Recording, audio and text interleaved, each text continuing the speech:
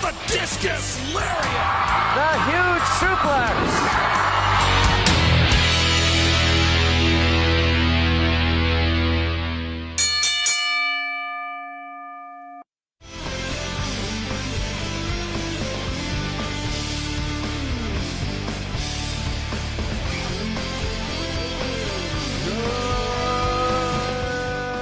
Saturday morning, everybody. Welcome to a wet, soggy Las Vegas. It is raining here today. Schmutzy. Man, that was just somebody. Schmutzy? That was just somebody putting their armpits up. Of course. You never heard of the word schmutz? It's a Yiddish word. It's meaning schmutz, dirty. isn't it? Schmutz? After yesterday's air Schmutz? quality? No. Schmutz? Schmutz. Schmutz. It's It's S-H-M-O-O-T-Z. Well, that's the English spelling. Wait a minute. You want the Hebrew letters? Schmutz. See, he said it better without his teeth. Aaron Phillips, the Chief, Mr. Matt Mullen, we're all here today. We got a lot going on. Yeah. Wow, we have a big run sheet today. A lot to talk about. Clash at the Castle, the AEW event, which then, unbeknownst to all of us, had a second event, untelevised, which has made big news. NXT had a big show. Lots to, and pop culture. We had the passings of some people this week, which we'll talk about later on in pop culture. 702-329-6947 for everybody to give us a call. Press the number 1, especially if you're listening on the app. Download the Go Live Vegas mobile app. We'd love for you to listen and call in. Check us out on YouTube and every other place, wherever there's social media, because pretty much Matt's got us anywhere and everywhere that we can be heard, and we're thankful for that. Good morning, Jennifer, out in Hawaii, where it's still about only 6 a.m. out there. Happy for you, Jennifer, that your parent-teacher conferences were over. Anyway, send us messages in our chat, of course. Twitter, hashtag Thoughts Count Anywhere. Or if you want to get into a Twitter battle with Matt during the show, what is it, at TCA702? Yep. There you go. So if you want to communicate direct with Matt during the show, do that and send him some messages. So, gentlemen, how are we doing this week? Matt, what's cooking in your world since we last met? Hasn't been too bad. Just dealing with crazy people at work and You have a good one ready for us? yeah. Or somewhat Figured good? something out Well, pretty see, quick. I'm ready for you today, dude. I got the shirt rocking today, the shirt that I'm wearing, Storytime with Matt. You can also get at the thoughtskountanywhere.com website on the shop tab. Chief, how are you, sir? Hey, I'm doing outstanding this week. Listen, I want to do a shout out real quick to Tim Graham's wife, Heather. I got a message last night from our resident historian, Mr. Burnett, that Heather had a heart attack yesterday. So shout out to Tim and Heather, and Heather heal up and get back on the road with us. Absolutely. Good morning, everybody in the chat room. Jennifer, Ronald, and everybody that I know is listening across the board. Man, a lot going on. I mean, guys, this past weekend... Fisticuffs. Pulling hair. Biting. Exactly. Protecting the puppy. Well, we'll get to, well, as Jerry Lawler would say, the puppies, right? Chief's got a rant ready to go. I'm sure at the bottom of the hour you can see he's getting ready for his warm-up. He's warming up here in the studio. By the way, thank you for the box of WD-40. I haven't officially signed on to your page. You're welcome. But I brought a can of WD-40, and people hopefully will notice that there's no more squeaking in the chairs. So You're welcome. that case of WD-40 worked. There it is. There's Chief's OnlyFans page. Yep. With the case of WD-40, and if you sign on now for only negative 99 cents, Yep. Chief will also send you his fitness video and $10 out of his pocket for buying the video. And I'll autograph it. And he'll autograph it. There you go. All right, gentlemen, shall we get started? Ding, ding, ding. It is time now for I Hear Voices. Rumor is Roman Reigns I don't get my refuses story? to... What's that? I don't get my story. Oh, that's right. Let's see your story. Well, he was ready to go, too. No. Don't point the finger at me, Chief. I see how it is. I'll just go. It's cool. And I had the shirt on, too. 2 weeks in a row. No. Chief, you were ready to go with me, so don't just point it at me. Don't just point at 2 me. weeks in You're a the row. one that was ding, ding, ding. Exactly. It is I time was now. helping the producer out. It is time now for Story Time with Matt. Story time. Cutting these guys off. I'm sorry. Now story time with the enforcer, Matt Mullen.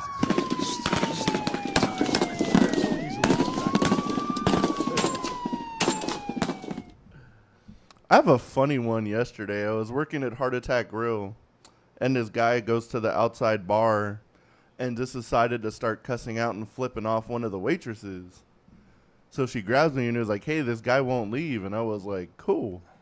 So I go outside and I was like, bro, time to go. And he was like, you ain't going to make me effing get off this bar. I dare you to touch me. And I was like, oh, say less, sir. So I yanked him off the bar stool. Right on. And he kind of balled his fist up and I just shoved him. I didn't even shove him that hard. But this guy flew back like 20 feet and like flew. I was like, oh, whoa. All right. Was he drunk? Oh, he was pretty wasted. Oh, okay. But, and then there was another bum comes up to him once it like, I helped him get up because I was like, I don't want to deal with this. Get out of here. Right. And this other bum was like, hey, do you want to deal with this security guy? We can both take him. And I was like, I'll take you both right now. I dare you to do something. Jeez. And then they both kind of went off. And I was watching them across the street because they both kind of started to come back. And the other guy that was trying to help him stole his liquor bottle and started running. So the other guy was like staggeringly trying to run after him. It was hilarious. Only in Las Vegas, folks. What's that thing about honesty among thieves or whatever that statement is? How does that line go? I don't know. Okay. Well, anyway, that's what it kind of reminded me. I've never stole anybody's liquor, so I can't tell you. Oh, man. But you know what? One of these days, maybe the next time, God forbid, there's something going on down there at Heart Attack Grill, ask one of the waitresses to, like, video record. I think that'll be some fun video to see you do that stuff. Yeah. You know, I just, I think it'd be good. That's unbelievable. Isn't it, though? What gets into people? I wonder if they were locals. Were they local bums? That's you know, so they're all local bums. They're all locals. Hey. Well, are they really local if you have nowhere to go and technically you just sleep on the street so the whole world's your house pretty much?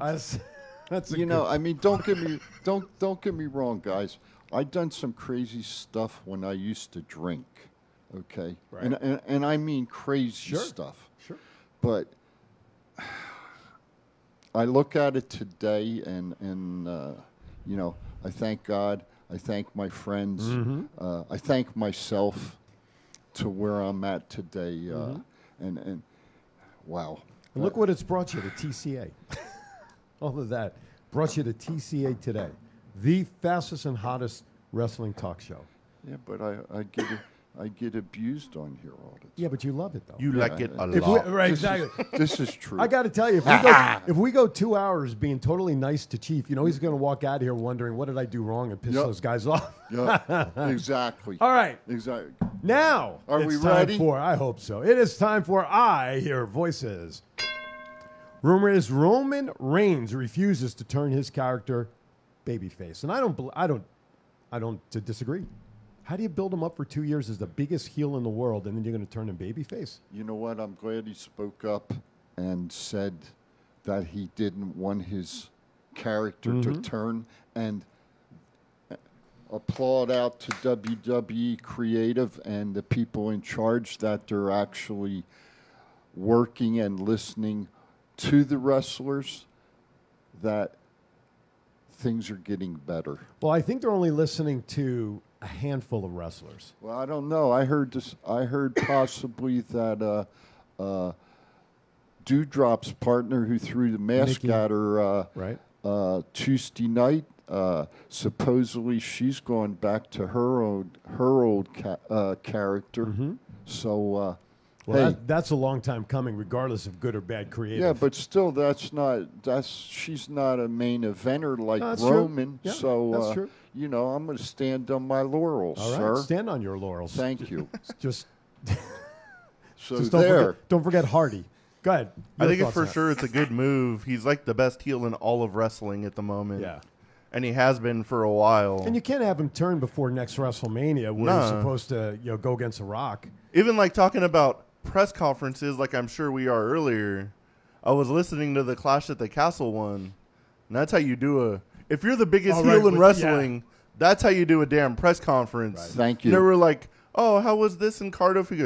You should have acknowledged me and left. I was just like, Right, he went after one reporter who made right. He's right. That you're right. That is a throwback, Chief. That's the way to an do old it. style heel character. Hell yeah. Of course, back in those days, they didn't have media scrums like they have today after events. You know who reminds me of? Toru Tanaka and Mr. Fuji. Mm-hmm. Those suckers, man, they were hated. Yeah. And, George the Animal Steel until he turned good, with Miss Elizabeth. But before that, Yeah, but he couldn't talk Bulldog anyway. Bob Brower. Yeah, but George Animal still couldn't talk, remember? In one word, even though he was a genius and a teacher during the school year, but on camera. You ever watch his Hall of Fame speech? I did when he first got inducted. It's been a while. Go watch it again. All right, it's will do. good. It's good. Jennifer says, I watch Fremont Street live streams and the bum antics are funny. Good morning, Tom Crawford out there. All right, let's go to the next Good morning, topic. Nick Brunette. Rumor is people in AEW believe Thunder Rosa is exaggerating her back injury as she came out with the injury hours after being told she was going to lose the belt. Thoughts? From what I've heard of like AEW, she's been a pain, but between like sandbagging opponents, she's had like a reputation for and being difficult backstage. I can see it, but I can't see it because if you're the professional you say you are, why would you be that mad of losing a belt? But maybe she's hurt and just like exaggerating the extent of it, maybe, but Okay. Obviously, see. we don't know, right? We really don't know the injury length, Chief. Well, I'll use another example. We have a Vegas Golden Knight who just had back surgery out at Mount Sinai in California and by a reputable doctor. And he's already back on the ice skating. Not necessarily going to be in the physical practicing before the start of the season, but he's back on the ice already. So I would think if she really has a severe back injury, that Tony Khan would spend the money. Well, he would spend his dad's money to send her to a reputable doctor and really have her back checked out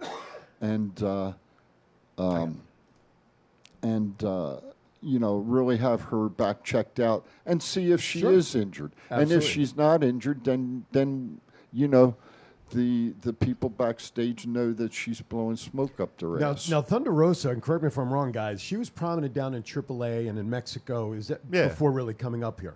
So she's really been, and correct me if I'm wrong, really been in the mainstream of USA wrestling a year-ish. Because remember, she started the crossover events coming over, what was it, to AEW from NWA or whatever it was. yeah. Right? So she's been in, I think, the United States public eye, except for those who are hardcore Mexico fans of wrestling, AAA, Lucha Underground, and all that. A year-ish in, to take this kind of position of being a diva is really what this kind of all alludes to, right? Yeah.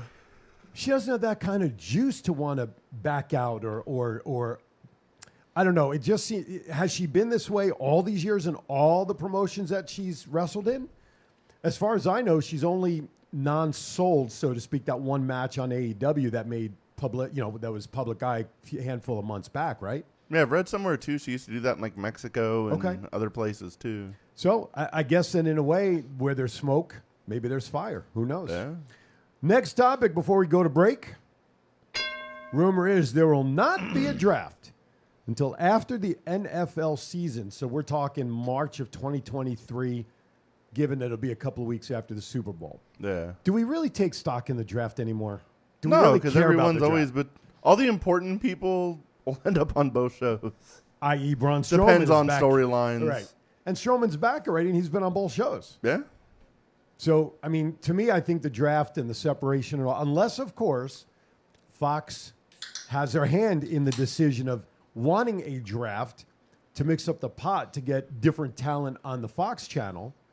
But for SmackDown, I mean, really, there's no sense to it. That was a Vince idea. Now with Triple H in charge, you can be like, I'm not doing this whole brand split thing anymore, so there might not be a reason for a draft to begin with. Yeah, absolutely. And then why have a draft before WrestleMania? If they say after the NFL season. Like once it hits January, there's really no point of that happening. Well, again, thinking if you go through to the Super Bowl, which is usually the first weekend in February, from that point to December 31st of next year is any time after the Super Bowl, right? Yeah. You're not going to have a draft before WrestleMania and mess up any I mean, you're not going to move Roman from SmackDown to Raw ahead of. I mean, it doesn't really matter. He's going to face The Rock, so it's moot. But I can't see shakeups on rosters before WrestleMania. No, definitely Maybe not. after as a fallout. But Yeah. When they do have to draft, I hope if they do it smartly, which I think WWE is, with Triple H in charge now, I think they're starting to get back into the old swing of things. I hope they include NXT in the draft. Interesting thing about NXT, next Tuesday they'll celebrate 1 year as 2.0. And I hope I hope 2.0 goes away and it just becomes NXT again. And there's many people hoping that it would go back to the gold and black brand. And so the birthday present would really be to the fans for dumping that particular style of NXT. Okay, with that, it's time for our first break, because when we come back, what's that? Nothing. We're on beat? No. When we come back, we're going to flip the script from what we usually do. We usually start with WWE, but how can we not start with AEW? And I'm going to start the conversation of AEW by letting you know what Chris Jericho's Mount Rushmore is. I just saw it come up in an article. That'll get us talking before we get into the other stuff of AEW. You're watching TCA, straight out of Go Live Vegas, here in Las Vegas. That's Matt, that's Chief, I'm Aaron. We'll be right back.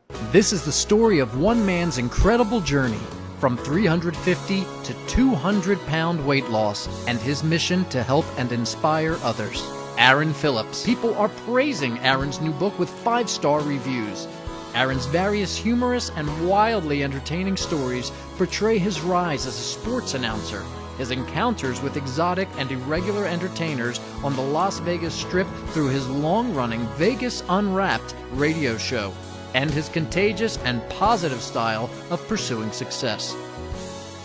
Call now or visit our website or Amazon now to get your copy of Let My Voice Speak to You, stories from a Hall of Fame radio personality. Order now.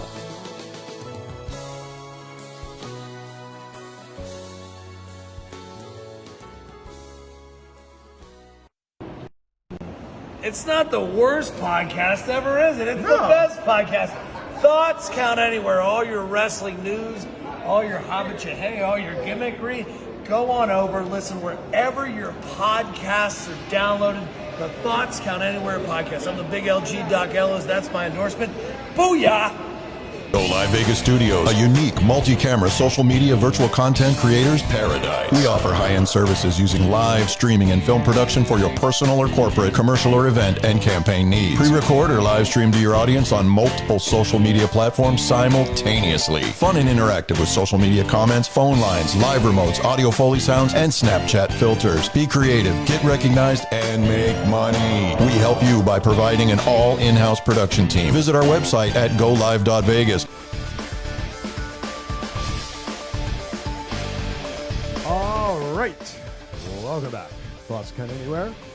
702-329-6947. If you're outside the United States, 1-855-502-4321. Press the number 1 in either case. Join our conversation. I'm going to get the AEW stuff started by talking about Chris Jericho's Mount Rushmore. But first, you have pulled up information regarding one previously aforementioned Thunder Rosa. Thunder Rosa, she debuted in 2014. So it's almost 8 years. Yep. And has also appeared in the World Wonder Ring Stardom, Impact Wrestling, and National Wrestling Alliance. All right, there you have it. And she's a former MMA fighter. So she's been in the industry 8 years. Good morning, Brandy. Come on. Good morning, everybody. Again, I'm going to say, if she really has a severe back injury, I would think that Tony would go to his dad and say, I need some money to send her to the doctor. But here's my other thought. We don't know that didn't happen. This is true. Here's my other thought. Matt brought up a little bit earlier that Roman Reigns is probably the best heel on TV today. I want to say that him and MJF are probably the two best heels in the business today. Oh yeah, definitely. Okay. All right, let's get into it. Let's change gears into AEW. And I want to start off by sharing with you an article that I saw just before we went on the air, popped up on my newsfeed. Chris Jericho, now part of AEW, so that's why I'm segueing into AEW. Who? He was asked about his Mount Rushmore of wrestling. Who? Everybody's asked about Mount Rushmores. Okay. Yeah. You guys want to take one guess as to who might be on the list each? I'm gonna say it's a Canadian heavy list. Not heavy. No, it's not. No? But it is. There is a Canadian on there. Bret Hart. No. Killer Kowalski. No. Dynamite Kid. No. It's Jericho. Nope. No. A Canadian? The Chop on Twitter says if the Elite leave them alone, they are what makes AEW stand out. Go ahead. Keep going. You're all around it when you say the Hearts. Owen. Owen Hart is the one. Speak into your microphone, Chief. Yes, sir. We lost Chief's microphone again. Can you adjust the wire a little bit underneath there? No, just like last week. Hello. Hang on. Yep. Use this one in the meantime. Let's switch mics and then we get that one looked at. And it just went on its own, too. All right. So here's his Mount Rushmore. Owen Hart is on that list. I don't? Okay. Shane McMahon, Jesus. Shawn Michaels, Owen Hart, Ricky Steamboat, and Hulk Hogan. That's his Mount Rushmore. Oh wow. Whoa. Test. 1, 2, 3, 4. Test. You're working. Test. So that's his Mount Rushmore. Can Michaels, you- Hart, Steamboat, and Hogan. Michaels. Nice. Steamboat. Can you get in front of the microphone a little bit just to make sure we don't lose your sound? I'm I know just- you're pondering. I don't think Chris ever worked Steamboat. I don't think so either. But Chris and Steam, it was called WrestleMania. I don't know. I'm not sure. 25. I'm not sure. I Did- don't did know. they- I'm 1,000% sure he I- wrestled him at you- WrestleMania. Then he must- I might have been at sea then and missed it. So well, he was probably there. I would bet. Okay. That's why he knows it. No, I just remember watching. Owen. I'm sure they wrestled. Hogan. Yeah, that's. You know what? That's not a bad list from the That's- GOAT. no. From someone that is considered a GOAT. Okay. No. Let's switch fully into AEW. All right, we can talk about all the results and everything from their major pay-per-view, but the bottom line is, gentlemen, that everybody's talking about the untelevised match, the Falls Count Anywhere match that took place after the media scrum, really starting with CM Punk's comments during the media session. And Bert's That Go Hard on Twitter at Refreshing Time says the most important dude for AEW is Moxley, followed closely by Punk and Eddie.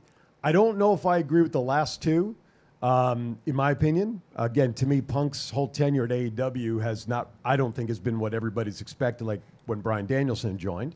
However, that's a discussion for another day. I like Eddie. Eddie gets over with the people. Has he been there from the beginning, though? No, but he gets over with the No, people. he does. Absolutely. Can't disagree with I'm that. not Absolutely. talking about from the beginning. I'm talking about today. now.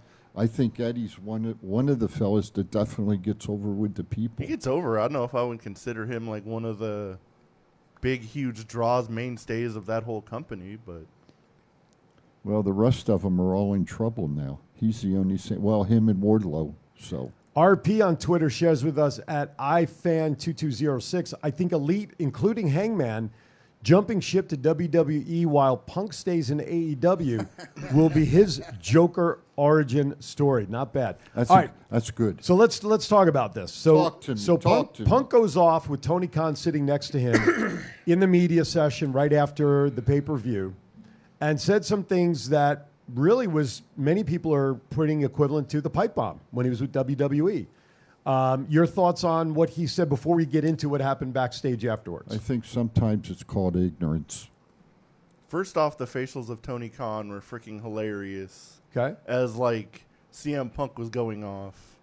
But just to think that this all started because of freaking Colt Cabana of all people is insane. Nobody cares about Colt Cabana. Nobody. And But the sorry, Matt. Oh, you're fine. But like him going in for himself, he should have like cleared some of the stuff with Tony and being like, "Hey, can we talk about this? I just want to get it off my chest." And then he started going after the EVPs, and I was like, you might be in trouble. Right. It wasn't just Colt Cabana because, like you said, he was going after the Young Bucks. He was going after Kenny Omega as well. So Hangman Page. Well, and we saw the start of that in the ring the week before when they had their thing on camera. So let me ask you a question. Like you just said. What's the big difference if Colt Cabana's in AEW or Colt Cabana's in ROH? Explain Nobody it. cares. That's it. Exactly. Except for his buddies backstage. And I didn't mean to interrupt you. That's that okay. was my thought. So here's the thing. You kind of alluded to this, Matt, in a way. I don't know if you intended to or not. I don't know how many people are talking about this. Is it a work? Because of what he said, okay? During one of our breaks, and Chief's going to touch on this in greater length, he supports what Tony Khan did on television this week in terms of the titles, okay? If you're, as a boss, if you were Tony Khan or I was Tony Khan, and I have one of my employees saying what he said that's detrimental to me and my company, would you not have stood up and just fired his ass right on the spot for insubordination or whatever? Because these guys are independent contractors. They can be let go and released at any time. You got to remember Tony Khan's a wrestling fan. I understand that. I get that. So that's a detriment in my opinion. However, Lomank, I'm sorry if I'm messing that up, at Manson Mancland on Twitter. CM Punk is the first two-time champion in AEW who has never successfully defended his title.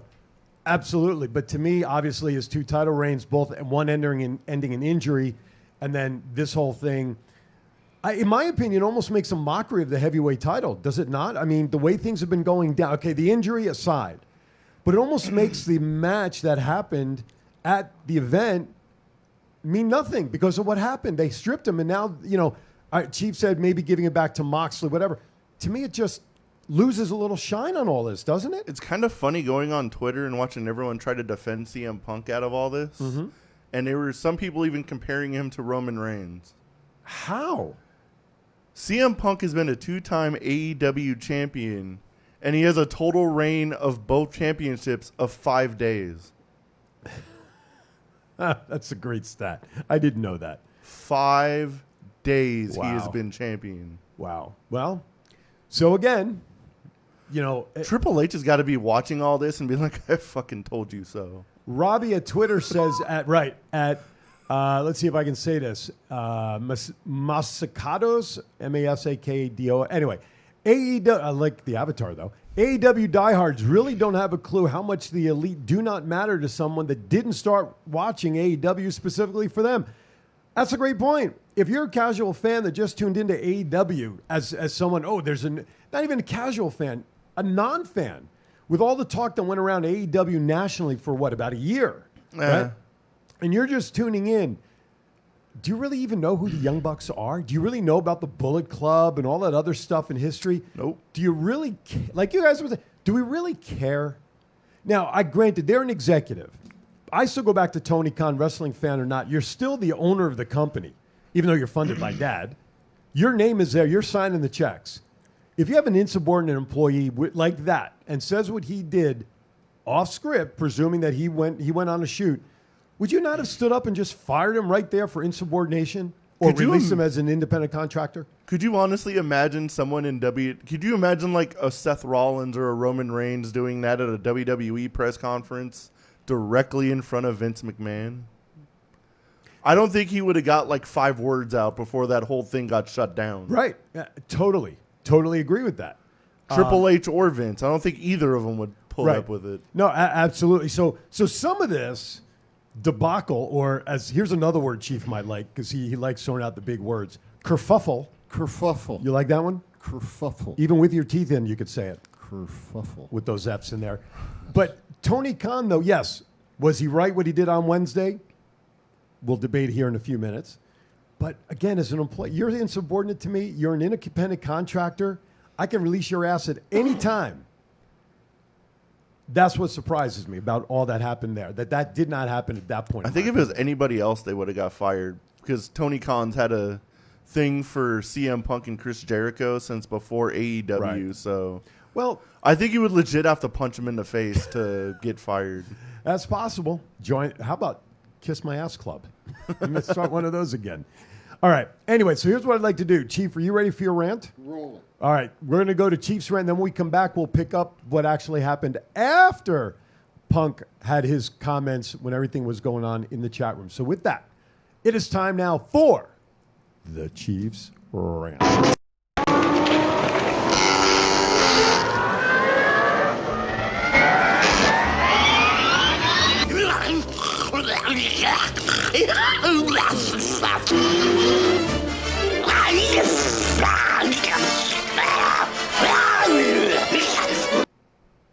Hey, good morning, folks. It is the Chief. My 3 minutes of fame is now 2:58, but I'm going to take maybe possibly more than 3 minutes. But I'm going to get right into it. I want to go into the so-called fight backstage at AEW. First things first, I want to applaud Tony Khan for coming out Wednesday night and stripping the championship belts both off of CM Punk and Kenny Omega and the Young Bucks. I think that was the right move. He did it as soon as he possibly could on TV. We'll never know what really happened behind the curtains, as I said to my co-host this morning, other than what we read on the dirt sheet. But I did a little digging, and I want to throw this one point out. Between CM Punk,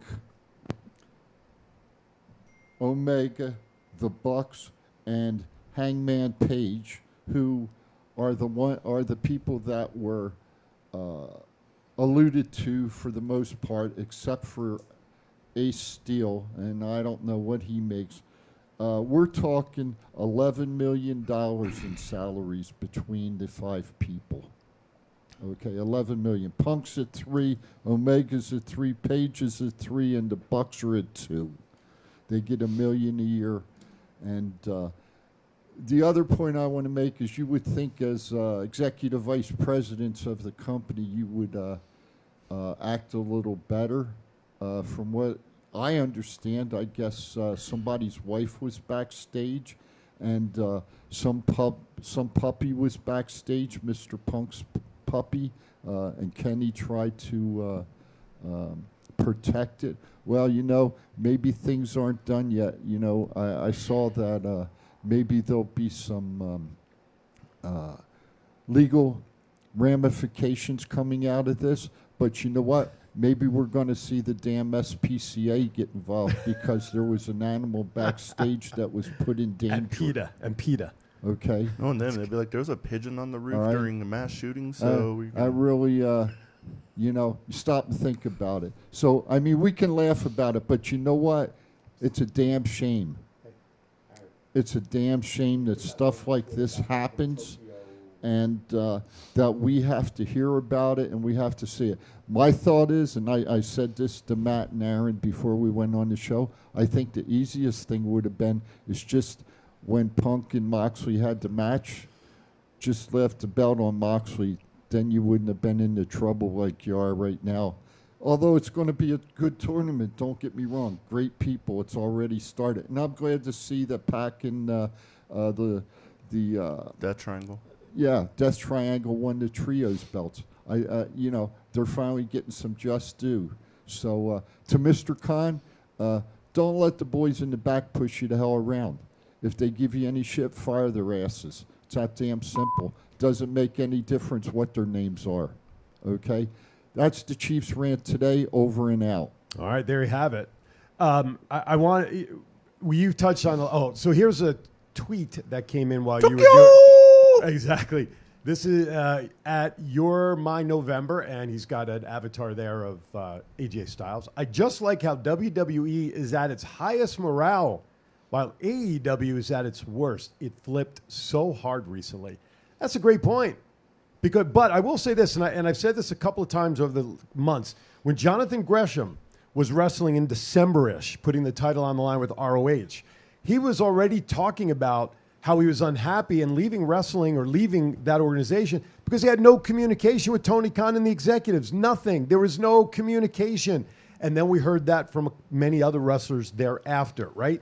So maybe there are some backstage operational issues because, as Chief eloquently said earlier, Tony Khan is a wrestling fan, and he should obviously, hopefully, not be putting the wrestling fan, his heart, ahead of his mind as a business owner. I think he finally got a little smarter once he started naming like all these other vice presidents of stuff to like deal with literally everything, because for the last 2.5 years it was just him. Well, between the soccer team, right, the Jaguars, AEW, no amount of cocaine can keep you up for 900 hours straight to deal with it all. Disclaimer, gotta, we're not saying he's doing cocaine, by the way. That's a Fremont Street thing.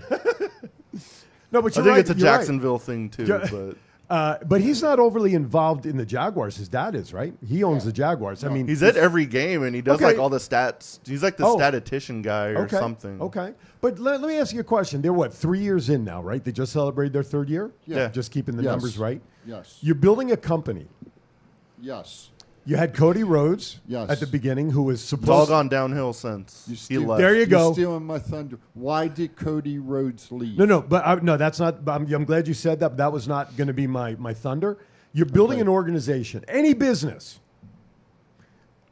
Unless you're like me, okay, I'm a sole proprietor. I am me doing what we do. I don't need a staff. Someday I'll have a staff.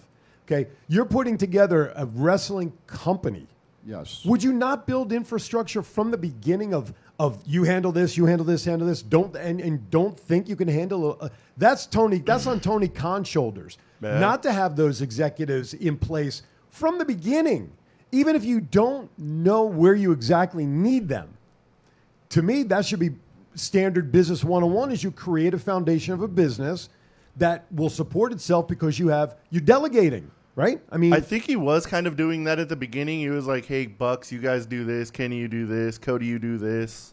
And then I think it just turned into a power struggle between between the EVPs, and Tony was probably like, just to calm people down and be like, I'll just take care of it. It's fine. Just do this. I'll take care of that. Just do this. Trying to keep the peace. And the next thing he knows, he's like, crap, I'm doing everything. Right. And you said ever since Cody left. This is where it's gone downhill ever since Cody left. Yeah, exactly.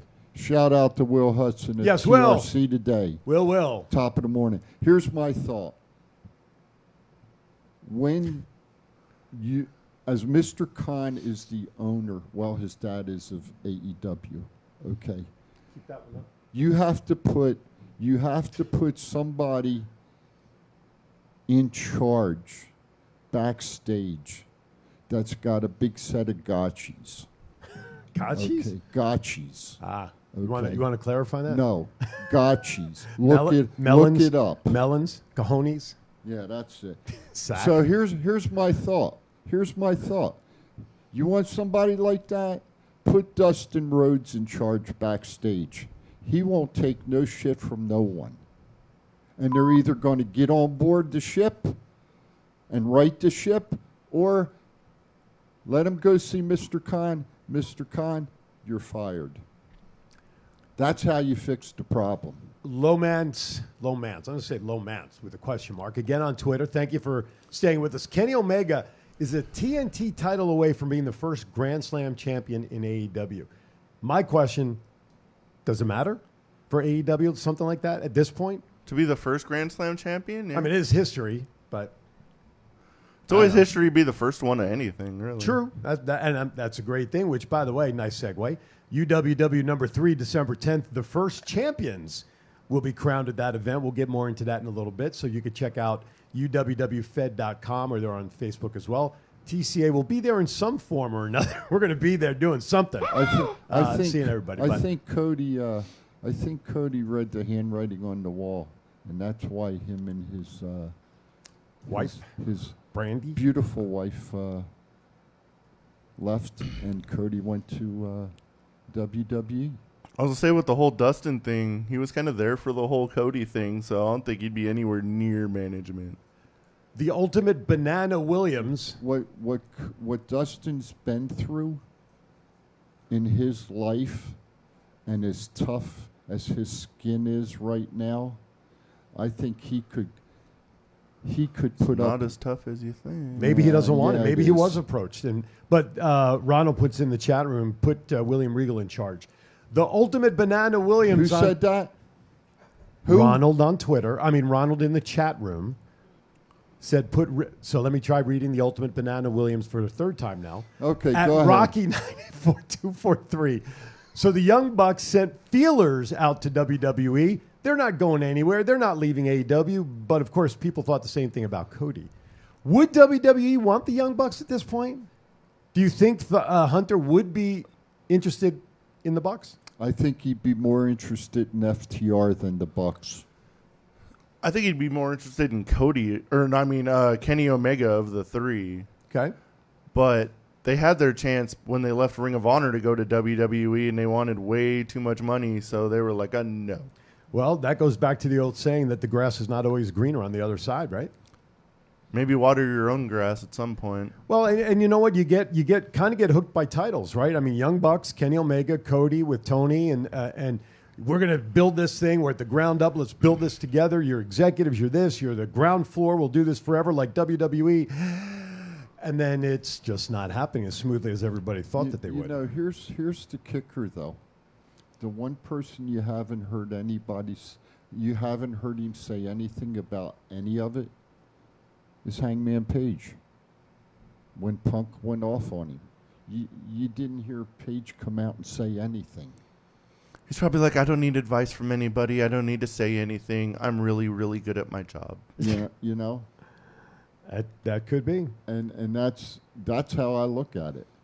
You know, I liked Hangman until I heard him say that statement, and I was like, bro, really? But don't you think it was a work? What, him saying he's good at his job and he doesn't need advice from anybody at all? No. Yeah, I think it was a work. Because wasn't he at one time feuding? He's a good guy, though. Why would you say some dumb heelish shit like that? Wasn't he at one time feuding with the GOAT?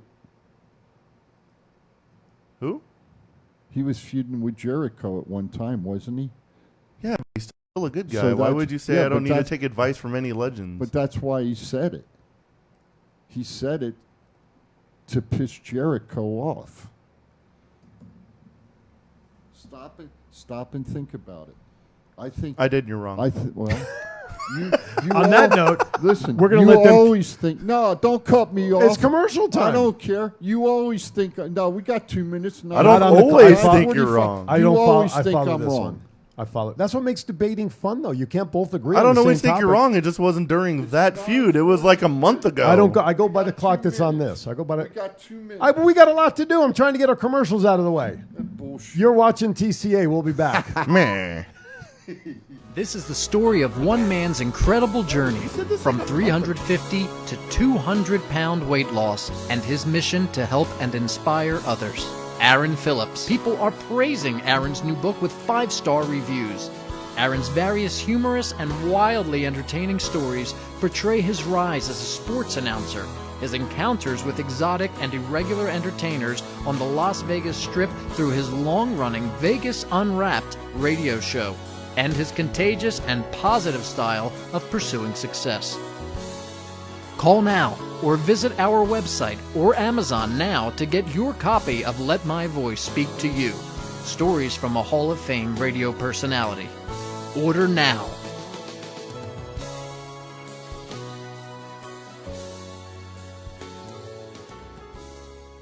What's up, man? It's your boy, Chef Fatu. I'm here with my man, Big G. I need you to check out the podcast, Thoughts Count Anywhere. This is the Essential Character EC3 on behalf of my dear friends at Thoughts Count Anywhere. The podcast for your mind when you need deep thinking about all things sports and entertainment. Hello, this is Martin Casals, a.k.a. Marty the Mob, and you're watching Thoughts Count Anywhere podcast. Enjoy. This is Impact Wrestling's Dash and Chris Bay, the ultimate finesser, former Finesse Division champion, and you're listening to Thoughts Count Anywhere podcast. Thoughts Count Anywhere. Y'all watching it. This is my new tag team partner, Steve-O, a.k.a. Zoo, from the hit movie Friday, and from No Holds Barred. Hi, I'm Sean Davari. Listen to Thoughts Count Anywhere for all your wrestling news. Hey, what's going on? This is Axe, and I'm smashing the demolition. And we want to invite you to watch every Saturday morning. Thoughts Count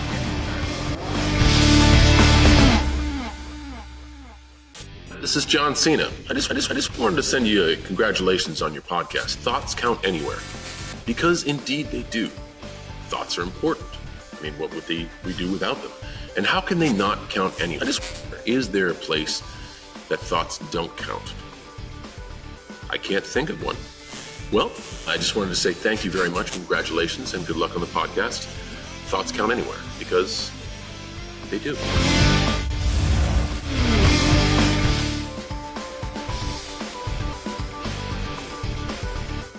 All right, welcome back as we come around the quarter turn for hour number one as we have SmackDown from last night running here in the studio. All right, a couple of quick items last. Real quickly, yes or no? Should Punk have been fired on the spot? Yep. Absolutely. I agree. Okay. Malachi Black has been given a release with a 6-month non-compete. However, he can always go back to AEW without any hesitation. I mean, obviously, at the end of the pay-per-view, he was saying goodbye, so he had to know something official was coming, in my opinion. 5 months and 29 days, he will be in WWE. There you go. I hope if it's something health-wise or personal-wise, I hope he gets it taken care of, and we see him back on the big screen. Very soon. 5 months and 29 days. Whenever that was, yeah. I'm so if you go from like Vince McMahon messing with you to the point of it was either him or Drew McIntyre main eventing WrestleMania, right, and beating Brock Lesnar. Yep. And that was one of Triple H's ideas. He's like, my wife's there. The guy who wants to push me to the moon is there. Bye. See ya. I'm out. I'm in favor.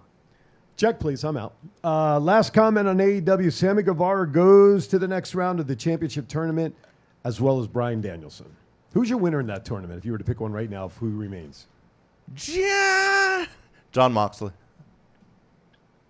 And it'll go again. MJF will probably cash in his chip on him or something. It has to be Mox. It has to be. Why does it have to be? Why not Bryan Danielson? Danielson doesn't want it. Danielson would rather do what he's doing right now. And I'm the wrong one here. And who gets in that business and doesn't want to be champion? And Danielson would rather train. Well, does he need a championship? No, he doesn't need a championship. Nobody needs a championship. Well, some do, but there are some that don't, and they're still championship level. In my mind, it's got to be Mox. It Okay. has to be. Okay. Okay. You know, as I said earlier, if Tony wanted to fix it, and Punk was, if Punk was really hurt, which I guess he is because he's going to be out another 8 months, fans.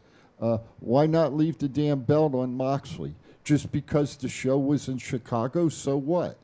They're both going to put people in the seats. Leave the belt on Moxley. They've already essentially set up Moxley versus MJF, so the writing's kind of on the wall of what's about to happen. Speaking of MJF, if you've been sleeping in a cave the last week, don't have television or internet, MJF was revealed as the Joker in the, not the chip, the hanging chip, like the hanging Chad. We'll call it the hanging Chad from election time. But basically the equivalent to Money in the Bank was that chip, and the Joker won the chip, who later revealed was MJF. Wow, what are you looking at me like that? The salt of the earth. Don't you remember the presidential election with what's it, Al Gore, and he was yelling about all the Chads in Florida that were still hanging? I'm not on that the old. I don't remember that. He remembers the George Washington one where he had like punched the hole through. Chop the cherry tree down. Yeah, they counted votes by cherry trees. I got you. I know. There's, you know what? What do we got? Part of me agrees that Mox would be a choice to win, and ultimately, I think it will probably lead back to MJF. But I would think the final's going to be Moxley and Bryan Danielson. Danielson, probably. Yeah, I could see that. Triple H for president on Twitter says, at HHH, the number 4 president, fans want to cancel CM Punk for his backstage comments in AEW. but blasted WWE for years when he was difficult to work with there. MJF put it best. Your opinions suck, your opinions change at the drop of a dime, and then you pretend your new opinions are the same as your old. My friend Triple H for president, if you've been following wrestling as long as I have, you would understand the wrestling business. So I can have my opinions, you can have yours, and you have a good day, sir. Tom Crawford says, doesn't anyone think the AEW champion could be anyone other than Moxley, Punk, or MJF? Well, I put Danielson's name in there just because for now. I don't know, just to shake it up away from all of that, in my opinion. I want to see MJF as champion. That's all I want to see. Yeah, and ultimately, How about Wardlow? How about Wardlow? He hasn't been in the title scene for a while. Has he been on TV lately? He's a TNT champion. He was just on TV. Yeah, that's true. Yeah, that's true. Thank you. But you're welcome. I don't know for what, but you're welcome. If you would watch wrestling once in a while instead of just trying to get it off of the notes, you'd know who's on and who's not on. I mean, at least if I go to sleep, I tape record it so I can go back and watch. Well, that's because you're retired and have time in the day to watch the shit you record. Some of us work all day and work out twice a day like stupid idiots. And what time do you get off work? 2:30 I'm at home, and I'm out working out at 3:30. Then my wife is home and I do dinner. So you have an hour between 2:30 and. And how long is the show? You could what? 3 hours. Right, 3 hours. You can't even fast forward through 3 hours and get done in an hour. Norberto Rivera on Facebook says, "What do you got? Antiquated machines? You can't." I have your TV. What can I tell you? Norberto Rivera says, off topic a little, you guys going to be at tomorrow's New Japan show. I will not be. They're in town. Where are they at? Planning on to Samstown. Samstown? Norberto, I'll be there for sure. These other two jabronis, they don't know if they're coming or going. So my wife tells me. So you're not going to get a straight answer out of them. I said no. I will be there. I gave a straight answer. I just said yes. And I said no. Were you not listening to your own show? See, I finally got straight answers. We got to put it on Wikipedia so we can look it up during the show. When I have to get straight answers, and he has to use his stick to hit the buttons. Yeah. His play toy. Yeah. All right, so gentlemen, we have about 7 or 8 minutes left in this segment. What is that? I saw that in the preview screen. Go ahead, put that up there. Go ahead, put it up there. I don't know why we're not. Well, teleprompter, that's messages from him. So this person right now is being cut off. Cree, foolish cower. Wow, Aaron, you are so useless. You know what, Cree? Fuck you. Goodbye. I have no idea. It's on Twitter. What's that? No, you didn't. You gave me a freebie on that one. What a jabroni. How is he more useless than a keyboard warrior? Please let me know. And you can send that response to @TCA702, by the way. Matt will be more than happy to respond to you. Okay. I love keyboard trolls. Bring it. Bring it. All right. We have a lot of... let's finish up with very quickly going over the results of the All Out pay-per-view as we go into our top of the hour. Is that fair? I like how he says we're useless, but he's spending his time watching us on Twitter. What do you? That's who point. Logged into who, bud? That's right. You had a reason to want to watch us. Anyway, let's go quickly down the all. Still a freaking jabroni. That's right. We may yell and scream. You got a problem? Call in because the chief said so. Then I'll chat with you on the phone about it. Oh, give me that one. I like that one. Give me that one. This one we could frame. Niall Glynn on Twitter @NiallGlynn joking. You should also go read Aaron's book and work. There you go. Read my book and go to work, Sierra. Thank you. God damn it. Which, by the way, the book's available on Amazon for $6.99. Misspellings and all on Amazon.com. Let my voice speak. It's right here on the... Aaron is awesome. Thank you, Jennifer. My book right here on the counter, Let My Voice Speak to You. A book of motivation, inspiration, laughter, and all that other shit. Do you autograph them? I do. If someone buys them, I autograph them for $50, especially for that guy. Lewis Thick, Trolls and Clowns. Fuck off. Thank you, Lewis. Yeah, love you, Lewis. Good job, Lewis. Now, that's the guy we like on Twitter. There you go. Love it. All right, here we go. Joker wins the casino ladder match we talked about. Kenny Omega and Young Bucks beat Dark Order to win the Trios Championships. That didn't age well. No, that's right. That's true. By the way, that didn't age well. Jade Cargill, though, retains the TBS Championship by beating Athena, formerly known as Ember Moon. That was a good match, too. It was. It got a very good rating. I saw bits and pieces of it. It was a good one. I'm glad. I really thought Athena was going to be the one to beat her, but now I'm pretty sure it's going to be Britt Baker's going to be the one to finally beat Jade Cargill. Okay. But the TBS championship, though, is not the ladies' heavyweight championship, right? I mean, it's not the No, main it's like their title. secondary It's like the title, Intercontinental but- title. But why would Britt Baker go after that and not go after Thunder Rosa and that whole thing? For the Probably women's don't want to title. deal with her pain You in the mean ass self I know, right? again. Do you mean Tony Storm? She's going up against Thunder Rosa? Who's got the women's title around her waist? Tony Storm. Tony Storm's an interim. And that's why interim titles, I hate interim titles. She's still wearing the belt. Interim. It's not Thunder Rosa. Interim. It's Tony Storm. Interim. It's He was fucking bitching Tony about it when other Storm, people are interim goddammit. champion. When his hubcap's the interim champion, it's Son of a all bitch. okay. Who's got the belt? Tony Storm. An interim Thunder belt. Rosa's hurt. She may not even be back wrestling. I'm gonna clip this shit for last time. It's CM Punk's the interim champion. This is stupid. However, unfortunately, some of this will not be able to make it up to David Zucker's stuff. That's the only thing. Good. All right, let's finish up. Let's finish up before we go to break. So, Wardlow and FTR beat Motor City. Can't fix stupid people, but you can duct tape them. Okay. I don't like the muffled noise either. Thank you, Ronald. Oh, boy. Wardlow and FTR beat Motor City Machine Guns and Jay Lethal. Powerhouse Hobbs beat Ricky Starks. Something going on with Powerhouse Hobbs? I think he's in line for like a big push. He's a big boy, so he's. Would he be one in line possibly down the road for the championship? Yeah, if they push him right and if they do right by him, I'm sure he could be like a world champion level in a year or two. I'm sure. I wonder who's. I'm sure Taz is probably in the ring with him, training him. I would think, or Jeff, or Chris. There's plenty of legends in that place to get anybody And along quickly. And you're right. If you take their advice, if you don't Hangman pick, Page. if you don't pick their brains, it's on you.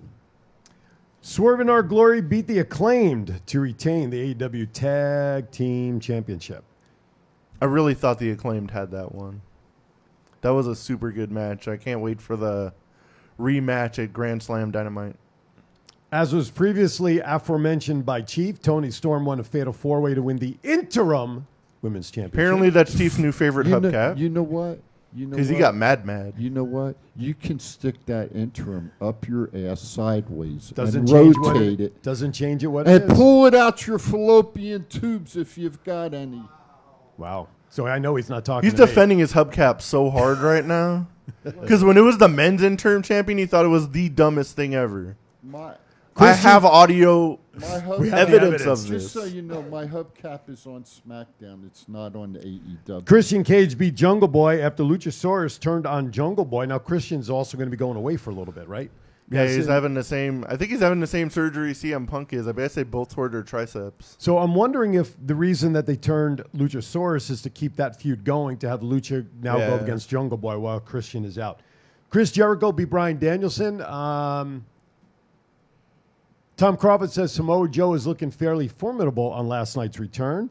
Sting, Darby Allin, and Miro beat House of Black, which was the aforementioned when Malachi was going out thanking everybody. We know about Punk. We'll skip that one. Death Triangle captured the vacant Trios Championship, which you guys mentioned earlier.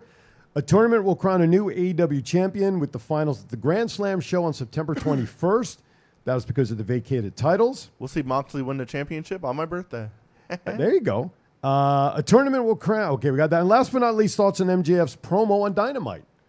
Everybody thought when he started, his comments were very face-like, but it didn't take him long to get back into heel mode as he started talking. Yeah, he came out like celebrating and crap. I'm like, what the hell is this?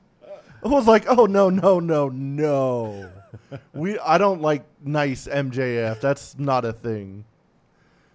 And then once Moxley came out and he started going off, and I was like, there's the salt of the earth we all love.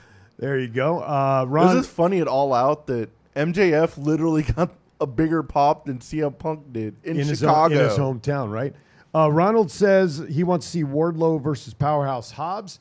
Sarah on Twitter, Sarah/Mrs. Cree, hopefully different, at Timothy Thatcher says, anyways, AEW stands for All Eddie Kingston Wrestling now. He's going to be in town tomorrow, too. Is he? I'm going to see Eddie tomorrow night. There you go.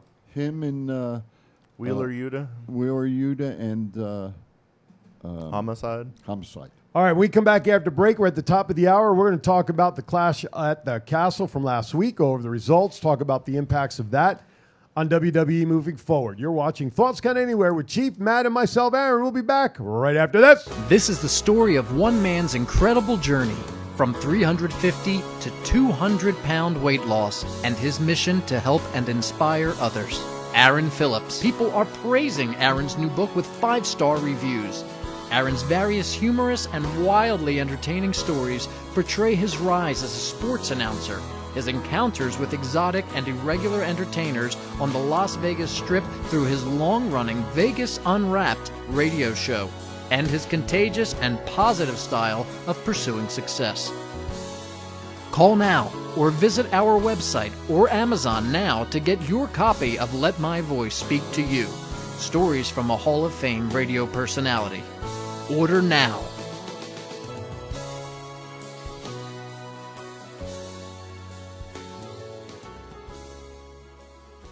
This is John Cena. I just wanted to send you a congratulations on your podcast. Thoughts count anywhere. Because indeed they do. Thoughts are important.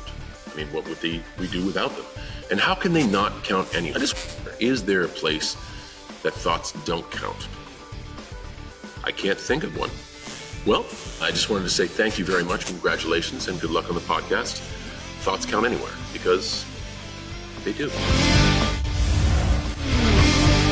Go Live Vegas Studios, a unique multi-camera social media virtual content creators paradise. We offer high-end services using live streaming and film production for your personal or corporate, commercial or event and campaign needs. Pre-record or live stream to your audience on multiple social media platforms simultaneously. Fun and interactive with social media comments, phone lines, live remotes, audio Foley sounds, and Snapchat filters. Be creative, get recognized, and make money. We help you by providing an all in-house production team. Visit our website at golive.vegas.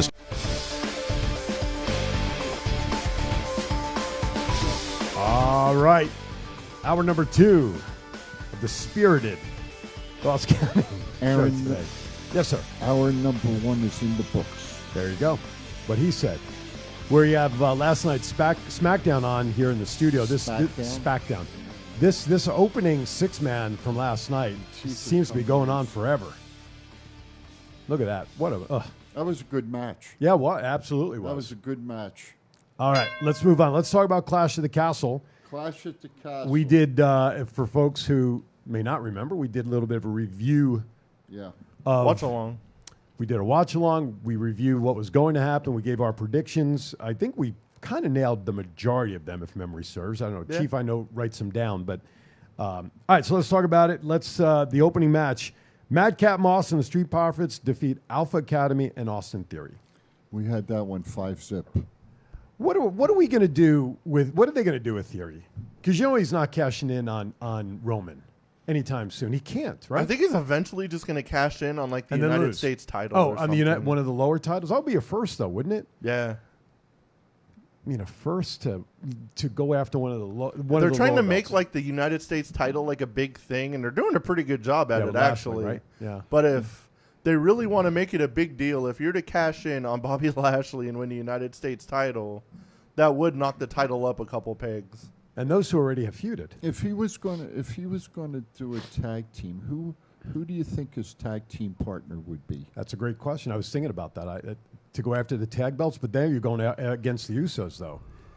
That's no guarantee either. What about if Theory brought Cross in as his tag partner, and they went after the Usos and beat the Usos? Just a thought. Not saying it's going to happen. Yeah, but Cross is in the title picture with Drew and Reigns and everything. Yeah, I think it's going to be Cross and Drew. That's going to be the feud. Now we know it won't be Gargano after what we saw on TV a couple of weeks ago when he returned, no, right? No. Theory's way better off by himself. I don't even want to think of a tag partner. Because no one's ever gone after the tag titles with the Money in the Bank. It's always been that's what I'm thinking about. You know, nobody would think of that. No. You know, to do a tag belt like that. Baron Corbin. I don't know why. I saw his name on the birthday list just now. Him. Can you imagine? Like, how about Sammy? Well, I think they're aren't they kind of setting it up with him and Kevin with the blood? Because we're seeing now Jay, right? He's kind of not going with the flow of the bloodline, at least some of the things I saw last night on SmackDown, which we'll see. So Sammy now kind of wedging in between. Jay's not happy. What about Sammy in Theory? Sammy does a stab in the back on him, and he knows how to beat him. Oh, on Theory? Yeah, him in Theory. And they As part of the bloodline story to get rid of Theory so he doesn't go after Roman's belt? Exactly. That's not a bad idea. Exactly. It's not bad. Notice we're not talking about hubcaps, and he took all the bass out of his voice. All of it. There's it's a commercial, man. It's too early. She's not even been on. Speaking of hubcaps, who is your hubcap on SmackDown? Who do you think? Scarlett? Rhea. She's on. Do you swear to God you're a wrestling fan? I'm telling. I don't know who I'm telling, but I'm telling. Telling somebody. All right. Damage Control. Liz did talk to Liz this week, by the way. Nice. Yeah. There you go. Damage Control beat Alexa Bliss, Asuka, and Bianca Belair. That was a good match. Everybody saw that coming. Everybody knew Yeah. Bayley was going to pin Bianca. Yep. That was a good match. Absolutely. Hey, I saw a picture last night of Sasha and her tag partner Naomi and Bayley and the guy that ran down the Titus. ramp and slid under the ring. Titus O'Neil. Titus Worldwide. They was out last night. There was some at a ball game at the Yankees. They were there, but there was a picture of Naomi and Sasha. They were modeling. They were in. I did see that. You know, Sasha's hair was black, I think it was. Yeah. But they were involved in a fashion show. They were walking the runway. Gunther defeated Sheamus, which was a tremendous bout last week, and they kind of continued their feud last night as part of the six-man. You know, I haven't talked about our other show that I listened to. Yes. They had a good one about possibly seeing Gunther and Roman in a title picture. It's possible. Possibly. Yeah. I think there's a lot of potential good matchups for Roman now with Gunther and, Kevin and Drew, and Strowman may even get in the picture. So there's a lot of good potential. But the bottom line is, I think we're all in agreement. He ain't losing the belt before WrestleMania next year against The Rock. And we I know don't even think he's losing it at WrestleMania either. Right. And I don't think you can't put the belt on The Rock. That's strictly not that Roman needs any more help getting over, but a passing of the baton with The Rock taking the fall against Roman. And then after that, maybe what's the next pay-per-view after WrestleMania? Is it SummerSlam, the major one? After WrestleMania Backlash is usually what. No, that's the next one. I'm talking about the next, the big four. It would be SummerSlam after WrestleMania, right? So maybe at SummerSlam next year is when Cross versus Roman. Yeah, and then Cross wins. So who knows? All right, it's all speculation. When's WrestleMania? April-ish. Could April, 2 nights. I got a question. All right, question. Could we see Cena come back for a match before WrestleMania? Depending on schedule, yeah, he can come back at any time. Against who? Who would you see him against? Roman. Didn't they already? They already did that. No, just as a warm-up match for The Rock. That's all. Roman beats Cena up, okay? And I mean, he's stomping him. And then Rock comes in and makes a save. The Rock comes in and makes the save and builds it up to WrestleMania. Beating up a legend kind of thing, and maybe do that like a month out from WrestleMania. If they're going to build it up like that, he's got to start beating up like the legends of his own family. I want to see Roman just start going off and be like, I'm the real head. It's like take out Rikishi, takes out the Wild Samoans, and then The Rock comes out and being like, "What the hell? Who's the real head of the table of this family?" And then it's on from there. Yeah. Let me educate something here real quick. I would love to see Roman try to put his hands on Alpha or Sika. It's storylines. I would love to see it because I could see the storyline building up, and when The Rock comes out to WrestleMania, Miss Edda's with him and just points the finger and says, "Enough is enough."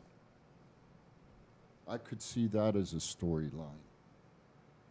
They can go a lot of ways. They really can. That's the interesting thing about this. I made you think about that well, yeah, one, didn't absolutely. Absolutely. But again, that's just part. There's so many ways because of the lineage of that entire family, of who's involved in wrestling, who was, and everything. I mean, you can have your own battle royale involved with all the family members. I'd love to see Rikishi come out and give Roman the stink face myself. You know, what the hell? Oh, my gosh. I just throw it out there. There's so much possibility. Yeah. Liv Morgan defeated Shayna Baszler to retain last week.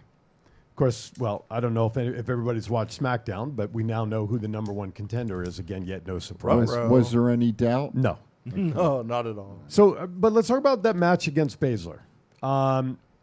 Obviously, Liv going up against Baszler with the technician of MMA and all the tap out possibilities. Whoever put that match together for them backstage as a producer, I think, for what I was able to actually watch as the match was going on during the show last week. Here's where Jay. This is where Jay is starting to put the wall up with Sammy here. Yeah. That they produced it really well. That Liv countered the submission holds, put Shayna into submission holds, and won basically on a reversal of a submission hold. So whoever produced that, I think, helped Liv kind of not go to a 10, but I think elevation of what she can sustain in a match against the Shayna Baszler, I thought was pretty good. I think that was really good. And then, like, on their socials, they were showing, like, how she was training with Riddle and, like, MMA stuff. Right. So I kind of helped Riddle's status a little bit, too. Be like, if I can help her. Sure. He goes, I can't beat Rollins, but I'll help Seth. I'll help Liv retain her title. There you go. There you go. And you know what? Speaking of him, one of the names we haven't really talked about as potential, you know, God willing, Randy Orton comes back 100%. Where does he fit into potential one last runs? If his back is that beaten up from all the years of doing RKOs, which is what some of the speculation was, even he has said it. Hi, G Scoop Boxley on Facebook. Thank you for joining us. Where does Randy Orton fit into a potential, you know, heavyweight, you know, championship run one last time or something as well? The Scoop Man's in the house. It depends where the title is and storylines. But I can see him getting involved right with Riddle again. Sure. Either coming in and, like, directly turning on him, or they have, like, another run as tag champions and then he turns on him and then goes after the world title. But right. Randy Orton can go 100 different ways. Oh, absolutely. Absolutely. All right. Edge and Rey Mysterio beat the Judgment Day afterwards. And then, of course, that's when Dominic turned on Edge and Rey. So we don't need to really harp too much on that because we've seen his presence now come out when he has come out with the Judgment Day with the slick back hair and basically Rey is bitch. That clothesline on Rey was... Oh, my goodness. That was absolutely perfectly executed from what we saw in the ring in that match. Right, Chief? Yes. Told you, we got to get him on Wikipedia. No, I'm looking, and I've got all the producers for the Raw show last week. Okay. But I can't find the SmackDown one. Damn it. And that's what I'm trying to look up. The producers, though, that I was talking about was for The Clash last week. Liv and Shayna. Oh, well, hold on. Anyway, we see now here the point of last night's show when Solo comes out to greet the Bloodline as well. All right. That you can see on our TCA commercial. That's right. That's right. Seth Rollins beat Matt Riddle, which, again, really no surprise in that feud. And last but not least, of course, speaking of the aforementioned Solo, Roman defeated Drew McIntyre with the help of Solo coming out to help Reigns retain. Really no surprise, I think. I think we kind of expect, we all talked about that was a possibility. Yeah, Roman had to call the only cousin that's allowed to fly internationally. That's true. Do you realize that there's still one brother left? Mm-hmm. Yeah, just started training. And one cousin that could come into the fold also? Mm-hmm. Yep. Jacob Fatu. There's even more than that because there's one of them that literally just started training like last week. What the hell was the name of it? Clash of what? Clash at the Castle. Yeah, let me get that. And he yelled at me last week for screwing it up. Maybe if you watched the show on Saturday that was in the studio, you'd know the name of it. All right, before we go to I was eating popcorn and peanuts and He was having a good Potato time. chips. I was having a good time. There's my man. My man. Solo. The chief has the commercial with Sola. I'm part of the bloodline. Y'all don't know that yet, but just watch. Real quickly before we go to our first break of the second hour, NXT Worlds Collide. World collides. Yes. Braun Breaker wins the NXT Championship unification match. Some people were surprised by that in the fact that people were talking about Braun maybe finally coming up to the main roster. I kind of thought he was going to lose, too, as I thought he was going to the main roster. I thought him and Mandy were going to lose. Well, maybe with the 1 year anniversary coming up of NXT this week, maybe they purposely had them retain that perhaps on the anniversary show something's going to happen before they come up to the main roster. Who knows? You got something? Anyway, the SmackDown Women's title, Liv Morgan versus Shayna Baszler, was produced by Jason Jordan. His name has been coming up quite a lot as a producer in some really solid matches. And Tom put in the chat room that, Liv was crying most of the match. Okay, that's unfortunately, I think we have to accept the fact that that's her gimmick right now. Because if you notice the face paint on her face, right? Wow. She's got the glitter that kind of is coming off the eyes like tears, right? Yep. So I think that's part of I think that's part of her character. And we just have to deal with it. I think she just wears her heart on her sleeve. And, she's so emotional that, when she was about to win the match, she kind of knew it was going to happen. So when she comes out at Extreme Rules, I think we'll know in about 5 seconds if she's going to lose a title or not. That's right. Because she's going to be upset. That's her tell. I look at this, and I didn't realize they've got Abyss, Petey Williams, Jason Jordan, Jamie Noble, and Tyson Kidd, and Adam Pearce. Drew McIntyre versus Roman Reigns was produced by Michael P.S. Hayes. Not surprising. Usually he does the main events. And Tyson Kidd has been working with the women's division now for a number of years. Yeah. So good for them. And we do have a friend of the show that's going to be training down at the Performance Center, Miss Santana Garrett. But we'll see her on December 10th as part of UWW. We'll talk about the matches. I'll see her. I don't know if you will or not. I'll see her. I'll be there. I'll be doing something. I don't care if I sweep the floor. I'll be there. I don't care. Mandy Rose wins triple threat to unify the women's championship, which you just talked about, that she won her belts as well. Carmelo Hayes beats Ricochet to retain the North American Championship. Yeah. That was a good match, and that definitely elevated Carmelo Hayes. Are they doing a repeat with Ricochet still down there, aren't they? I think he's still down there. Yes. It's keeping this feud going for a little bit. He wrestled the other guy this week, Carmelo's partner. Is that? I don't know. I watched it. I don't remember his name, though. God, Matt. He watched it, but he doesn't remember. Good. I know you're thinking something. All right, last match on NXT. Pretty Deadly won a fatal four-way.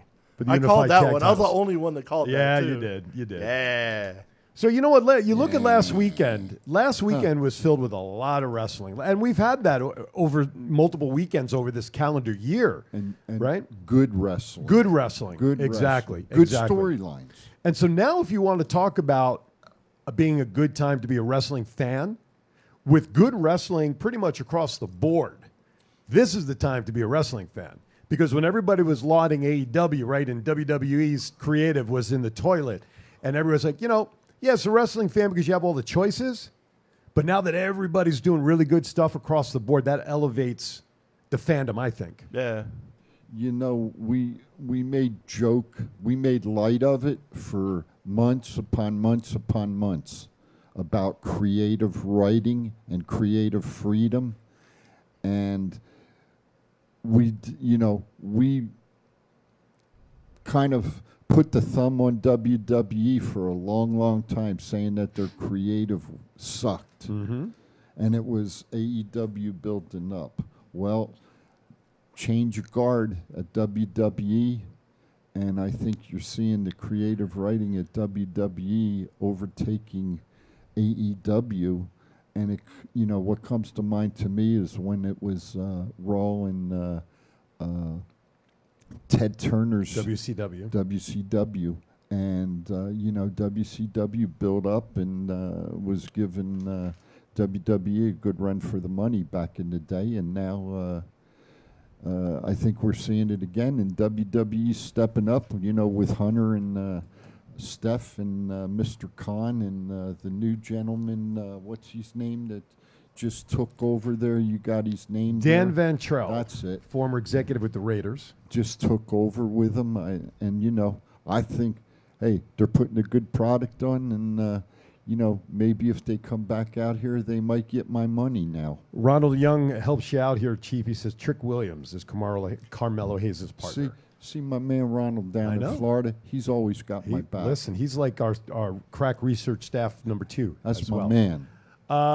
Jennifer McCord says, I hope a wrestling match coincides with the future trip to Las Vegas. I've never been to one. Well, Jennifer, I know you're out here in December-ish.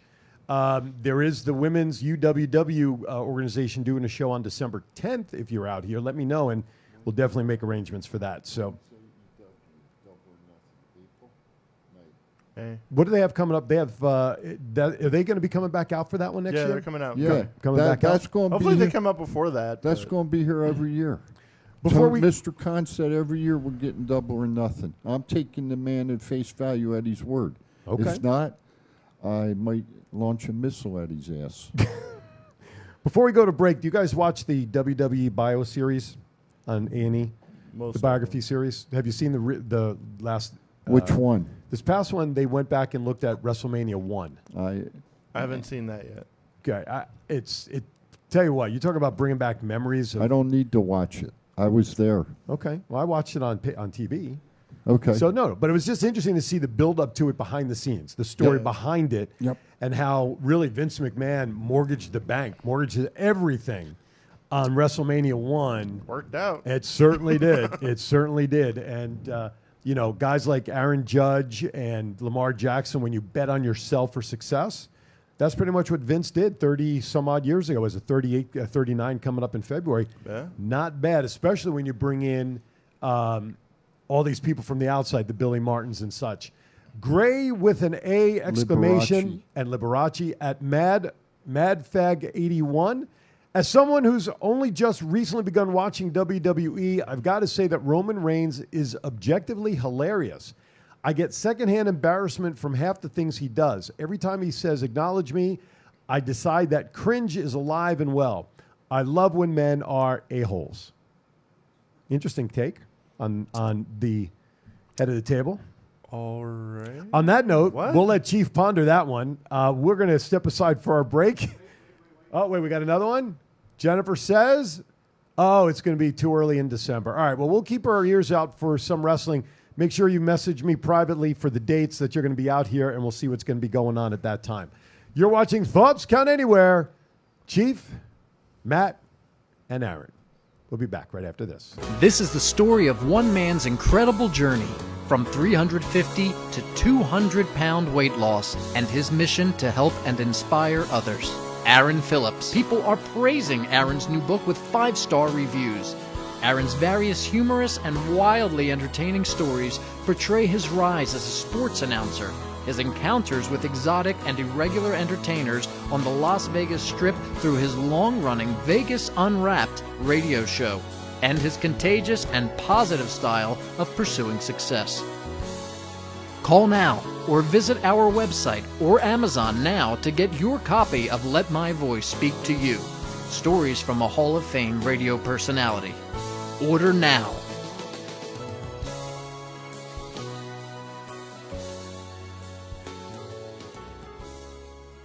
What's up, man? It's your boy, 752. I'm here with my man, Big G. I need you to check out the podcast, Thoughts Count Anywhere. This is the Essential Character EC3 on behalf of my dear friends at Thoughts Count Anywhere, the podcast for your mind when you need deep thinking about all things sports and entertainment. Hello, this is Martin Casals, a.k.a. Marty the Mob, and you're watching Thoughts Count Anywhere podcast. Enjoy. This is Impact Wrestling's Dash and Chris Bay, the ultimate finesser, former Finesse Division champion, and you're listening to Thoughts Count Anywhere podcast. Thoughts Count Anywhere. Y'all watching it. This is my new tag team partner, Steve-O, a.k.a. Zeus, from the hit movie Friday, and from No Holds Barred. Hi, I'm Sean Devaria. Listen to Thoughts Count Anywhere for all your wrestling news. Hey, what's going on? This is Axe, and I'm smashing the demolition. And we want to invite you to watch every Saturday morning. Thoughts Count Anywhere. This is John Cena. I just wanted to send you a congratulations on your podcast. Thoughts count anywhere, because indeed they do. Thoughts are important. I mean, what would we do without them? And how can they not count anywhere? Is there a place that thoughts don't count? I can't think of one. Well, I just wanted to say thank you very much, congratulations, and good luck on the podcast. Thoughts count anywhere, because they do.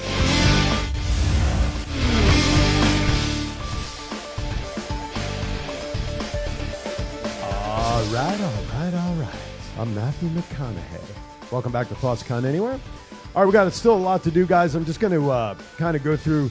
There's one grouping of information on the WWE report, which I'll just put together as one announcement. Well, you can do that. You're okay. allowed. Thank you. Former president of the Raiders, as we mentioned earlier, Dan Van Trell, has been hired to be the executive vice president of talent relations, which basically means he took over for John Laurinaitis' position. Now he has people power. Right, he has people power, and hopefully no red jackets, and hopefully he gets a new cell phone. Yeah. Shawn Michaels was promoted to WWE Senior Vice President of Talent Development Creative, and Triple H was promoted to Chief Content Officer. And I think Triple H's announcement for sure, and I think almost coincided with Shawn's, was because of the board of directors meetings and stock stuff, and they had all that stuff going on a couple of weeks ago. So I think some of that was named in order to have everybody happy within the organization for stock purposes, I guess. Pat McAfee has taken a leave of absence from WWE as he was hired by ESPN starting today as part of the NCAA game day coverage that ESPN provides on Saturdays. And so now we get Corey Graves once again back over on SmackDown pulling double duty. It's a good opportunity for Pat, but we're definitely going to miss him on SmackDown. He's definitely one of the highlights of that show. Especially when Nakamura comes out. Hell yeah. You know, so I think he's been a bright spot. You know, I read something about his agreement. You know, he's no longer on Mad Dog Radio with his show. And it escapes me this particular moment. He was not fired by ESPN. No. He was not fired by Mad Dog Sports. Nope. He got a hell of a package to move his show to another entity. And again, his name, if anybody knows where it is, please let us know in the chat room or call us. So good for Pat. Yeah. You know, that he's had this kind of success. And now he was asked to be part of College Game Day. Good for him. And then we'll see him hopefully back after college season. Yep.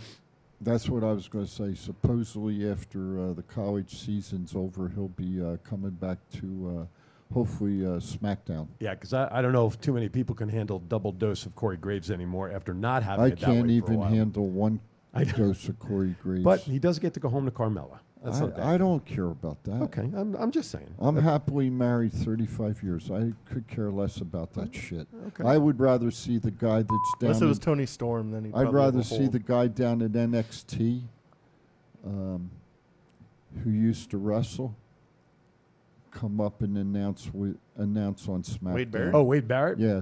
I've got some bad news for I'd you. rather see Wade Barrett with SmackDown than Corey Graves. Just my opinion, though.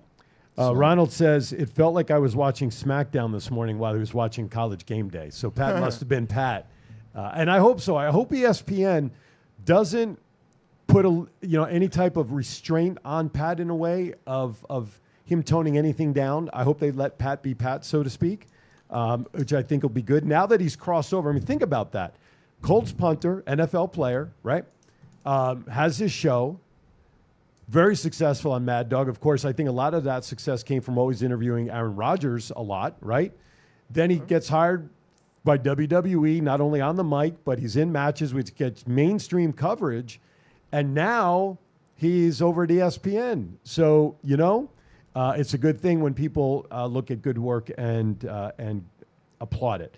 San Antonio was named the site of Royal Rumble 2023.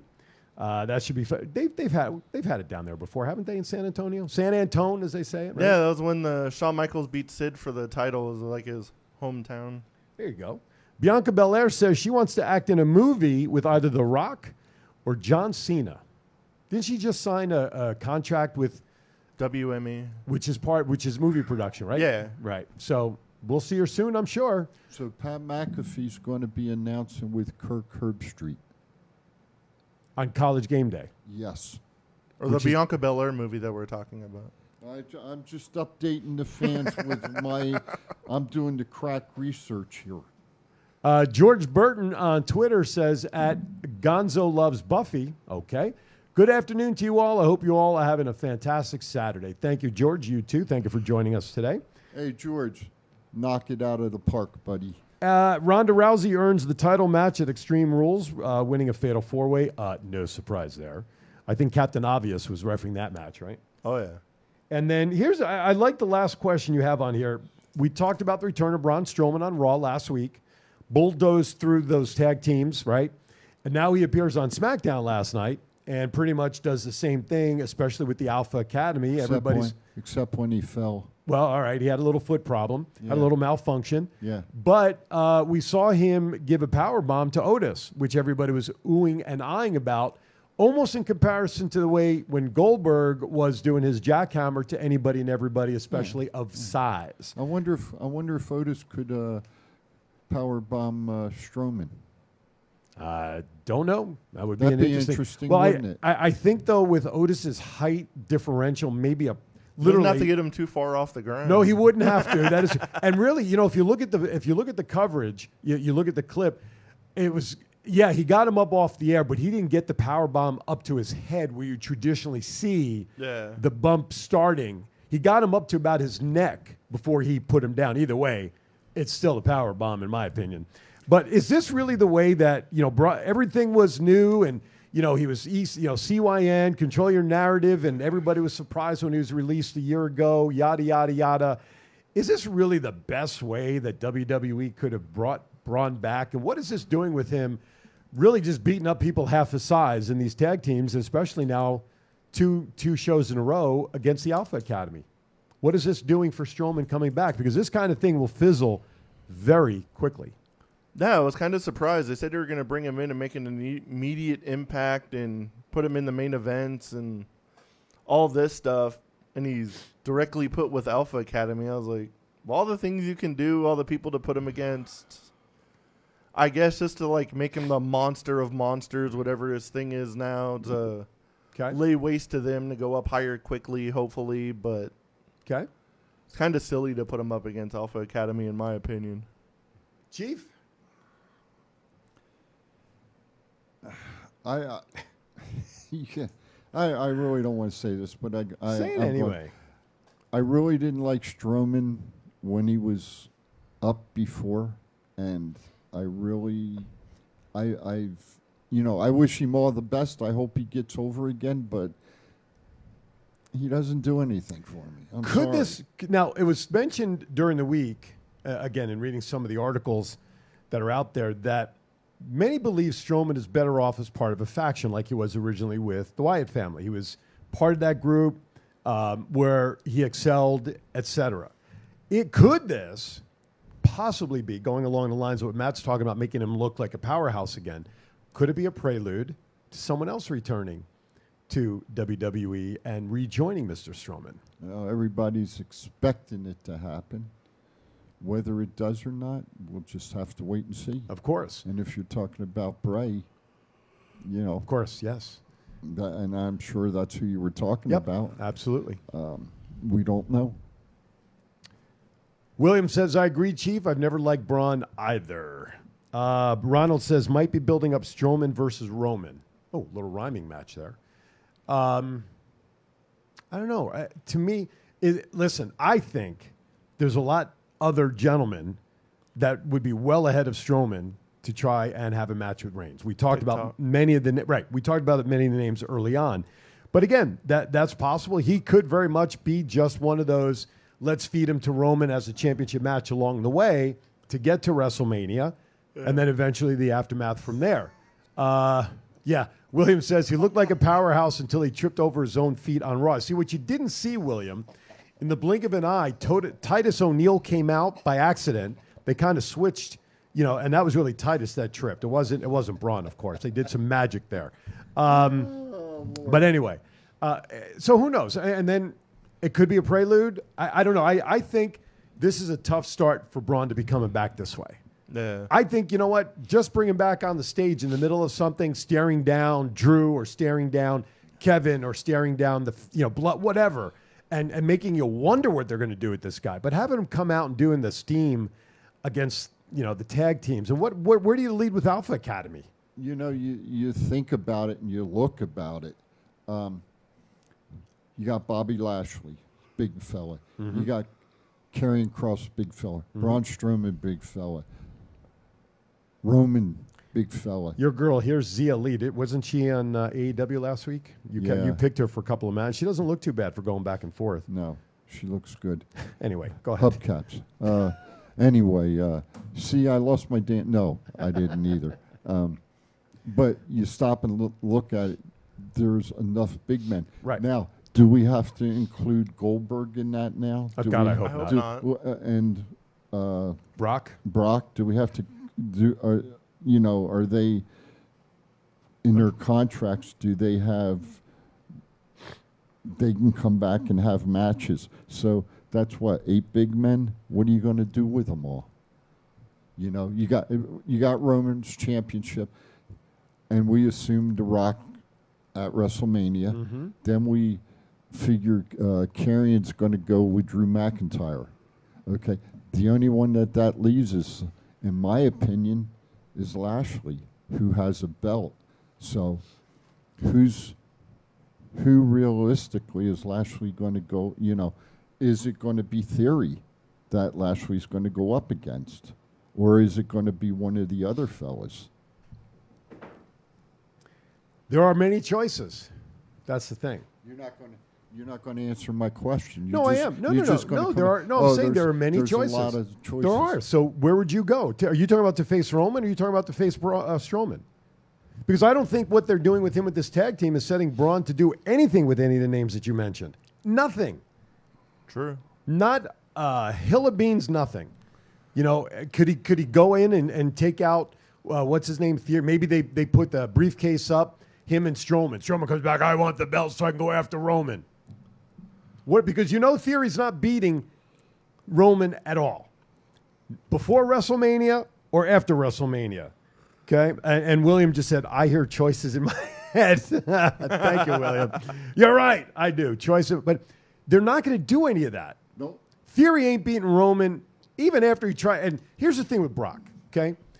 I believe that with the way that the event went down when Brock lost at the last pay-per-view and the way that he lost, sure, could he come back with a vengeance and a little bit of the old Brock, not the farmer Brock and the happy-go-lucky Brock, a little twist to that to go back after Roman? Sure. But do you think that match ended Brock and Roman? For now, for a while. For now, yeah. I mean, how many more times can you go back to Brock and Roman? Again, it's not happening between now and WrestleMania, right? No. Could Braun go down to NXT? Go against Breaker? Sure. I could see that. I could see that almost more reasonable than what he's doing with the tag guys. I agree. I can see Ron being in the main event picture of Raw.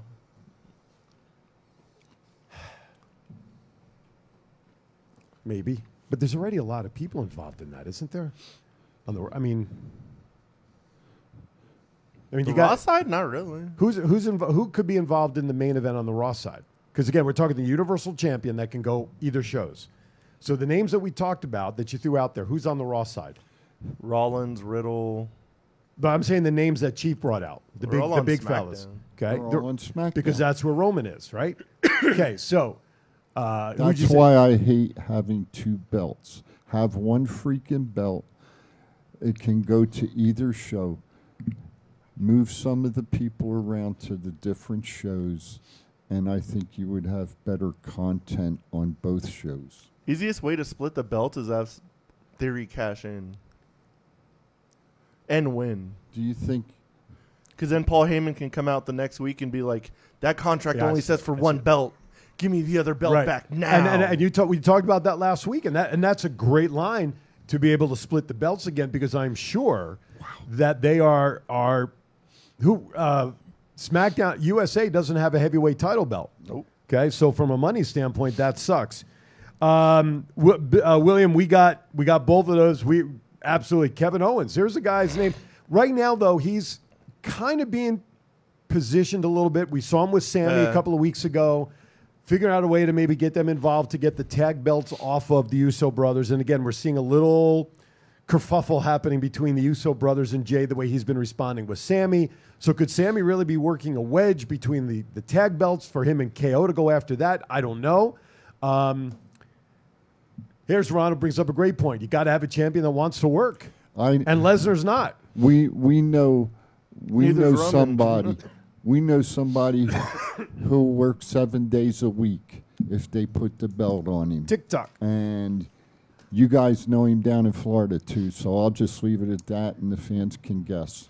We'll see how this continues to shake out. I think the biggest question mark of all the names we put out there is Strowman. Where they're going to fit him in somewhere in really a more logical storyline than anything else. But we'll see how it goes. I want to get into the indie report as we're watching now. The Fatal 4-Way. Liv is up in a box watching this from afar. And now we're looking at the two MMA fighters getting ready to go at it, Ronda and Sonya. I didn't realize Sonya, and I mean, she got, of course she got handled on the show last night, the way it was written. But I didn't realize that Sonya was a grappler like she is, and she's damn good. I'm gonna give her just due. She's damn good. She showed more sign of that when she was with Mandy originally. Yeah. But unfortunately, not unfortunately, she had to take the time off because of the stalker issue. Yes. And then she came back, was in the authority figure, and started that little storyline with Naomi. But I don't really think she's been showcased well enough, except for in this match now against Ronda. When you look at the reversals of submissions now, I don't think that side of her has really ever been exploited by the. Look at that. She takes a backdrop and still holds on to the hold, rolling out of the ring. Could you imagine Ronda, Charlotte, Shayna, and Sonya as the four? Let me tell you, I would like to see.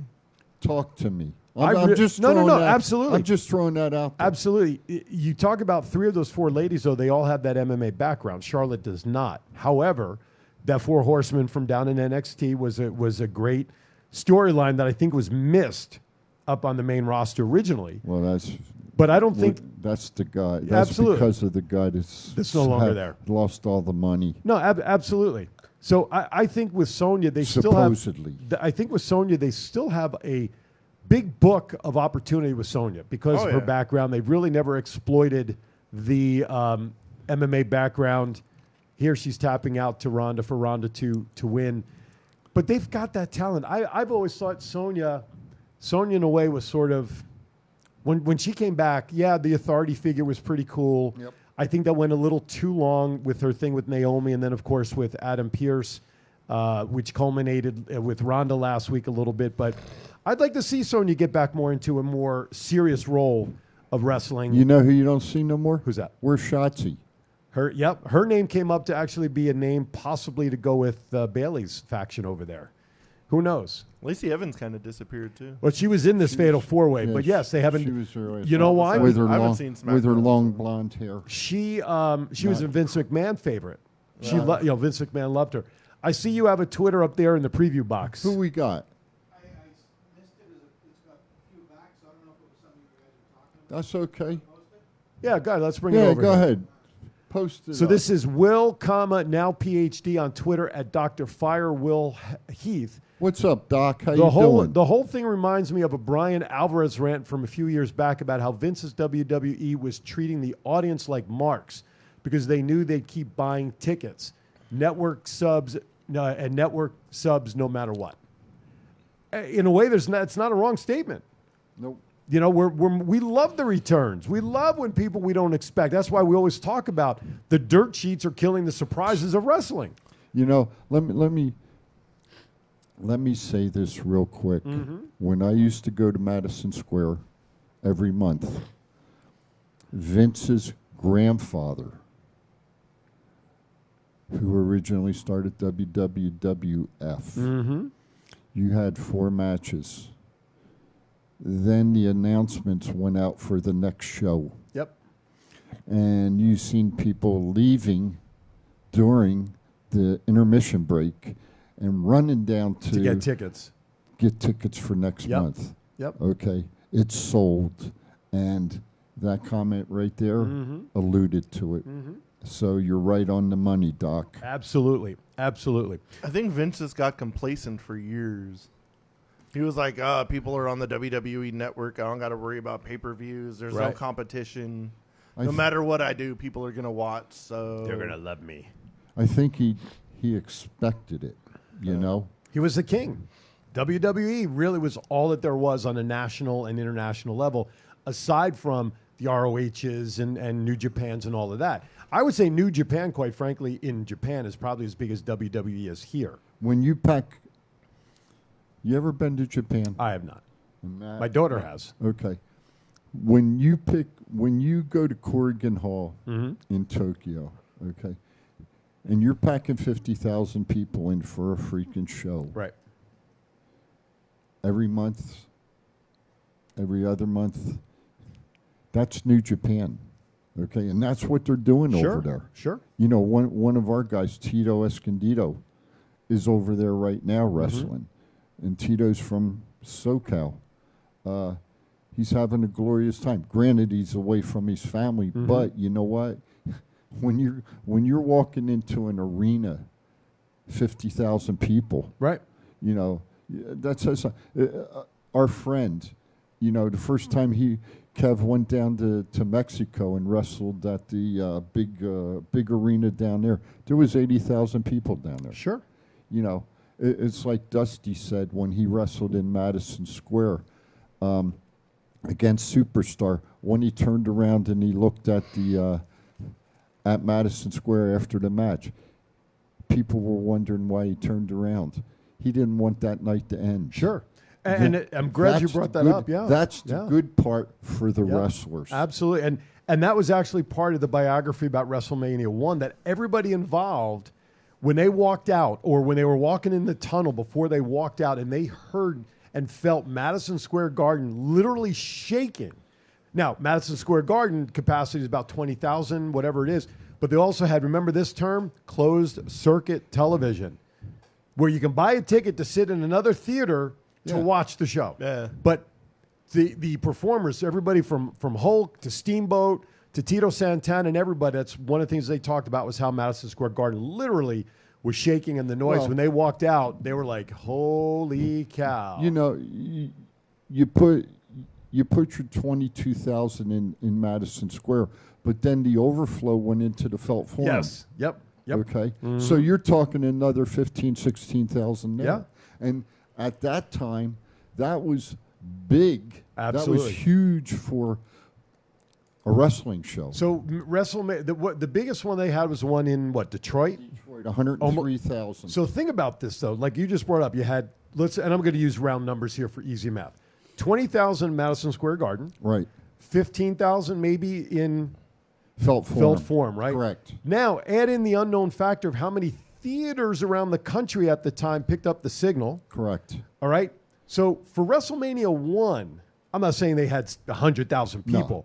But they had probably equivalent to 50 to 60,000 people in all these different outlets, plus being there with eyes on WrestleMania 1. And now, you know, you have a 60,000 seat show at AT&T. It's like, oh, that's normal. You know, now it's, so it's interesting, really, how many people really saw WrestleMania 1. And you have to remember, you know, you had Madison Square Garden Network. Yes. That it was on. And it was in cable.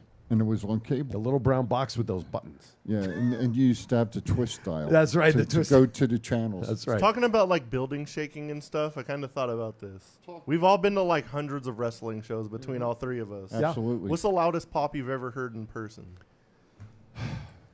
Wow. Like the crowd went the most nuts. In person? Yeah. Jeez. Like one you were a part of. I'd have to think about that one, but that's a great question. One that comes to my mind would have been the night 1983, November 1983, Charlotte, North Carolina. I was 3 months old. Ric Flair versus Harley Race. That's one of the biggest I heard. The other biggest one I heard would have been the night, and this was at Shea Stadium, Bruno Sammartino against Larry Sabisco. Absolutely, yeah. YY Rios on Twitter asks, KSTCA, thoughts count anywhere? We are wrestling. What is it? That's what I just said. KSTCA. What is TCA? TCA, Thoughts Count Anywhere, is a fan favorite wrestling talk show talking about the world of pro wrestling from 9 a.m. to 11 a.m. Pacific time right here on those channels. All right, let's go to the Indie Report, birthdays, and then pop culture. We got a lot to do in 10 minutes. We've already talked about New Japan being here. UWW number 3, December 10th. Where is it going to be, Chief? House of Blues, Mandalay Bay. Tickets are seating capacity 1,400. Tickets are starting about $19.99, and max ticket I think is $49.99. I believe so. You can go to uww.fed for tickets, or see them on Facebook, same handle, as well as on Instagram. Yes, and Twitter, I'm sure as well. So here's some of the matches. You want to announce some of the matches? Yeah.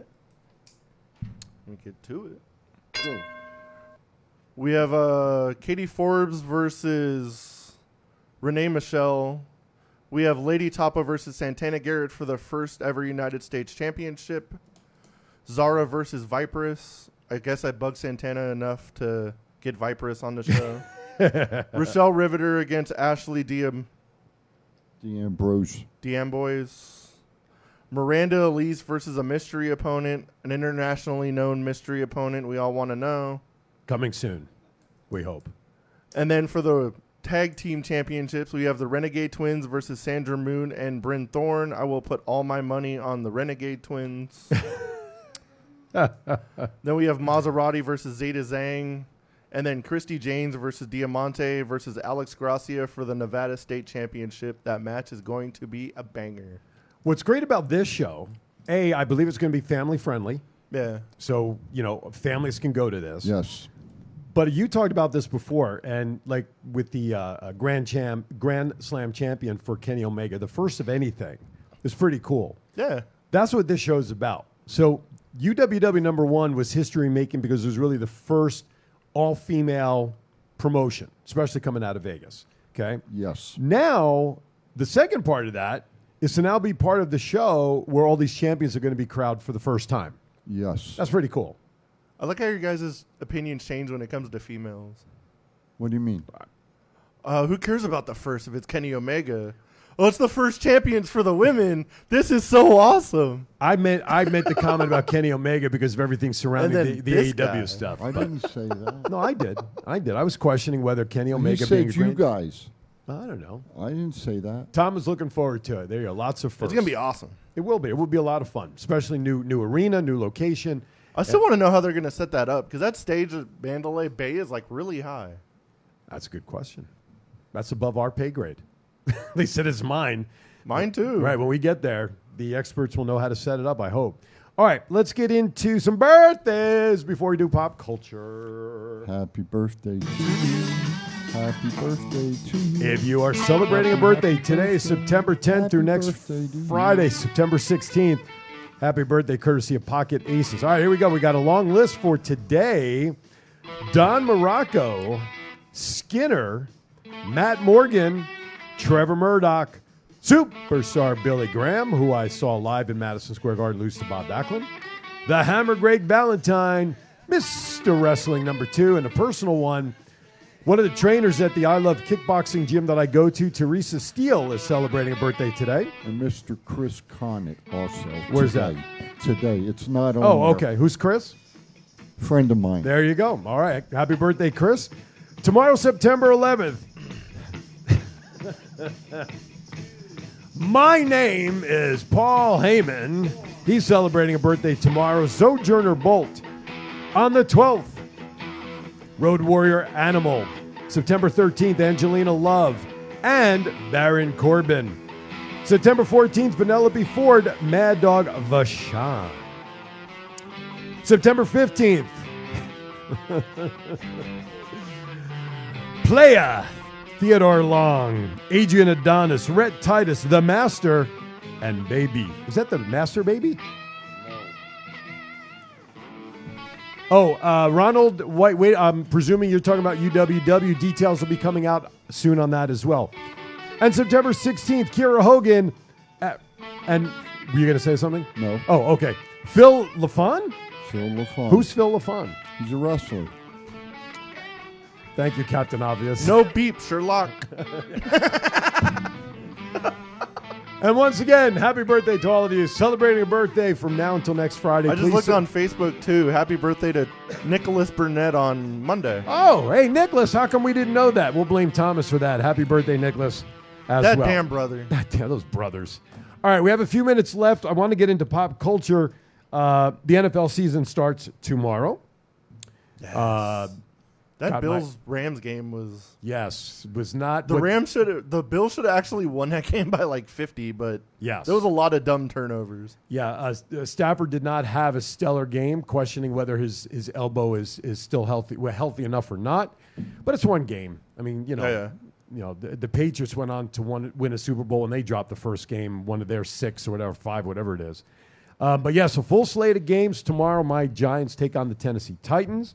Of course, the Raiders will be out in California taking on the Chargers. The Chargers, where they play, they're in SoFi Stadium, but given the fact that they're in L.A. and how many Raiders fans from here can go to L.A., I have a funny feeling it's going to be home-like advantage for the Raiders tomorrow in San Diego. Oh, yeah. So, and whoever your favorite team is, unfortunately, my team is not being televised here. I'm so tired of seeing the Cowboys on television. I mean, it's just we just seem to get Dallas, Green Bay. I think one of the games we're getting televised. I got a website to show you off the air. Okay. Thank you. I think one of the games they're televising out here is Pittsburgh and Cincinnati, which should be actually a pretty good game. Vikings, the Viking game is televised in the afternoon. I think that's against Green Bay. How about the Niners versus the Bears? Niners and the Bears. Listen, everybody's eyes are going to be on Trey Lance, the quarterback for the Niners, given that they just re-signed Garoppolo, which shocked everybody. Being a Niner fan, that's super surprised. Yeah. That kind of upset Trey Lance. He goes, they really not have faith in me to rehire or like re-sign Garoppolo, but it's a good backup plan just in case. Absolutely. Well, listen, the guy's only played 13. I heard the stat yesterday that Trey Lance in all of his football games, going back to the few he played in college, he has thrown for a total of 350 yards. So how can you not have a good backup plan? You know what I'm saying? I like our Super Bowl, going to the Super Bowl quarterback backup. Yeah, I mean, how does that? How did Garoppolo fall out of favor? Because he got injured? I mean, here's a guy who I think he was injured and his contract was just up, and they were like, we need to make somebody the future, and why not just do it now? Okay, but obviously they still don't believe in Trey Lance because, like you said, they just signed and there were other teams that were going after Garoppolo. And I'm sure all the trades were stupid. I'm pretty sure someone's like, we'll give you a 5th round pick for Garoppolo. Of course. And they were like, suck it. No. Of course. Chief, you got something? Anyway. Tampa against Dallas tomorrow as well. To bring you up to speed. On? Phil LaFon is best known for his appearances in the WWF. Oh, boy. With the Worldwide Wrestling Federation as Phil LaFon and with All Japan Wrestling and ECW under the name Dan Crawford. Maybe we can find a picture of him at some point with 3 minutes to go. Just so you know. All right. I wasn't blowing smoke. You don't blow smoke. I know that. Well, I just never heard of him. Sometimes you question. I always question. That's why we we have fun here. So get off your horse. All right. Let's wrap it up with a few announcements and recognition. First of all, this past week, of course, we saw the passing of Queen Elizabeth, 96, I believe. Yes. And now what's his name? Prince. Why am I blanking his name? King Charles. King Charles III. Did you guys see the error that was put up by CNN? No. I should have forwarded it to you. It was a screenshot that somebody sent to me where spell check was not used because now it said King is now taking over as Queen. Oh, okay. 2022, you never know. Anyway, rest in peace, Queen. Now, also earlier that day, great CNN news anchor Bernard Shaw passed away as well. And I didn't even realize he passed away until late in the day when I came here in studio for the roundtable. Wow. And I saw it pop up. And then also, too, we'd be remiss if we did not recognize this as we are not on the air tomorrow. But tomorrow, September 11th, will never be forgotten. So to all the families, all the lives lost, everybody who felt something that day we want to send our condolences, heartfelt feelings to the families, and know that 9/11 should never be and will never be forgotten. And to the workers. A good friend, Frankie Pizarro, he was there, former firefighter in New York, who was down there, good friend. Anyway, so my teacher was on the plane that hit the Pentagon. No, really? And rest in peace, Miss Edwards. There you go. All right, with that, make sure you join us for next week, another edition of Thoughts Count Anywhere in 1 hour. Yeah. Aaron Phillips, Aaron's Hour with Aaron Phillips will be on Mystic Mona. So if you want to have a short reading with Mystic, you got to call in. Be here next week, because the chief said so. There you go. Final thoughts, Matt, as we head out. Everybody have a good week. Stay safe. Check your brakes in the rain. I saw like 5 accidents on the way here. Yeah, really. Check your windshield wipers, too, your blades. That's right. Yeah. Don't wait until you need them, right, Chief? Go do stupid stuff on Fremont, so I have stories for next I got week. my new ones yesterday. There you go. Oh, by the way, congratulations to the Aces making it to the WNBA Finals. Yeah, they're going up against Connecticut Sun. I had the whole schedule right there. And it'll be starting tomorrow. Home game tomorrow, noontime. 2-2-1 is the format. Home game tomorrow. 2 here, 2 in Connecticut. Game 5 will be here. All right, with that, have a great week, everybody. From all of us here at Thoughts Count Anywhere, as always. Look at those hubcaps. Be kind to everybody, because we're all we have. Thank everybody for watching. We'll see you next time.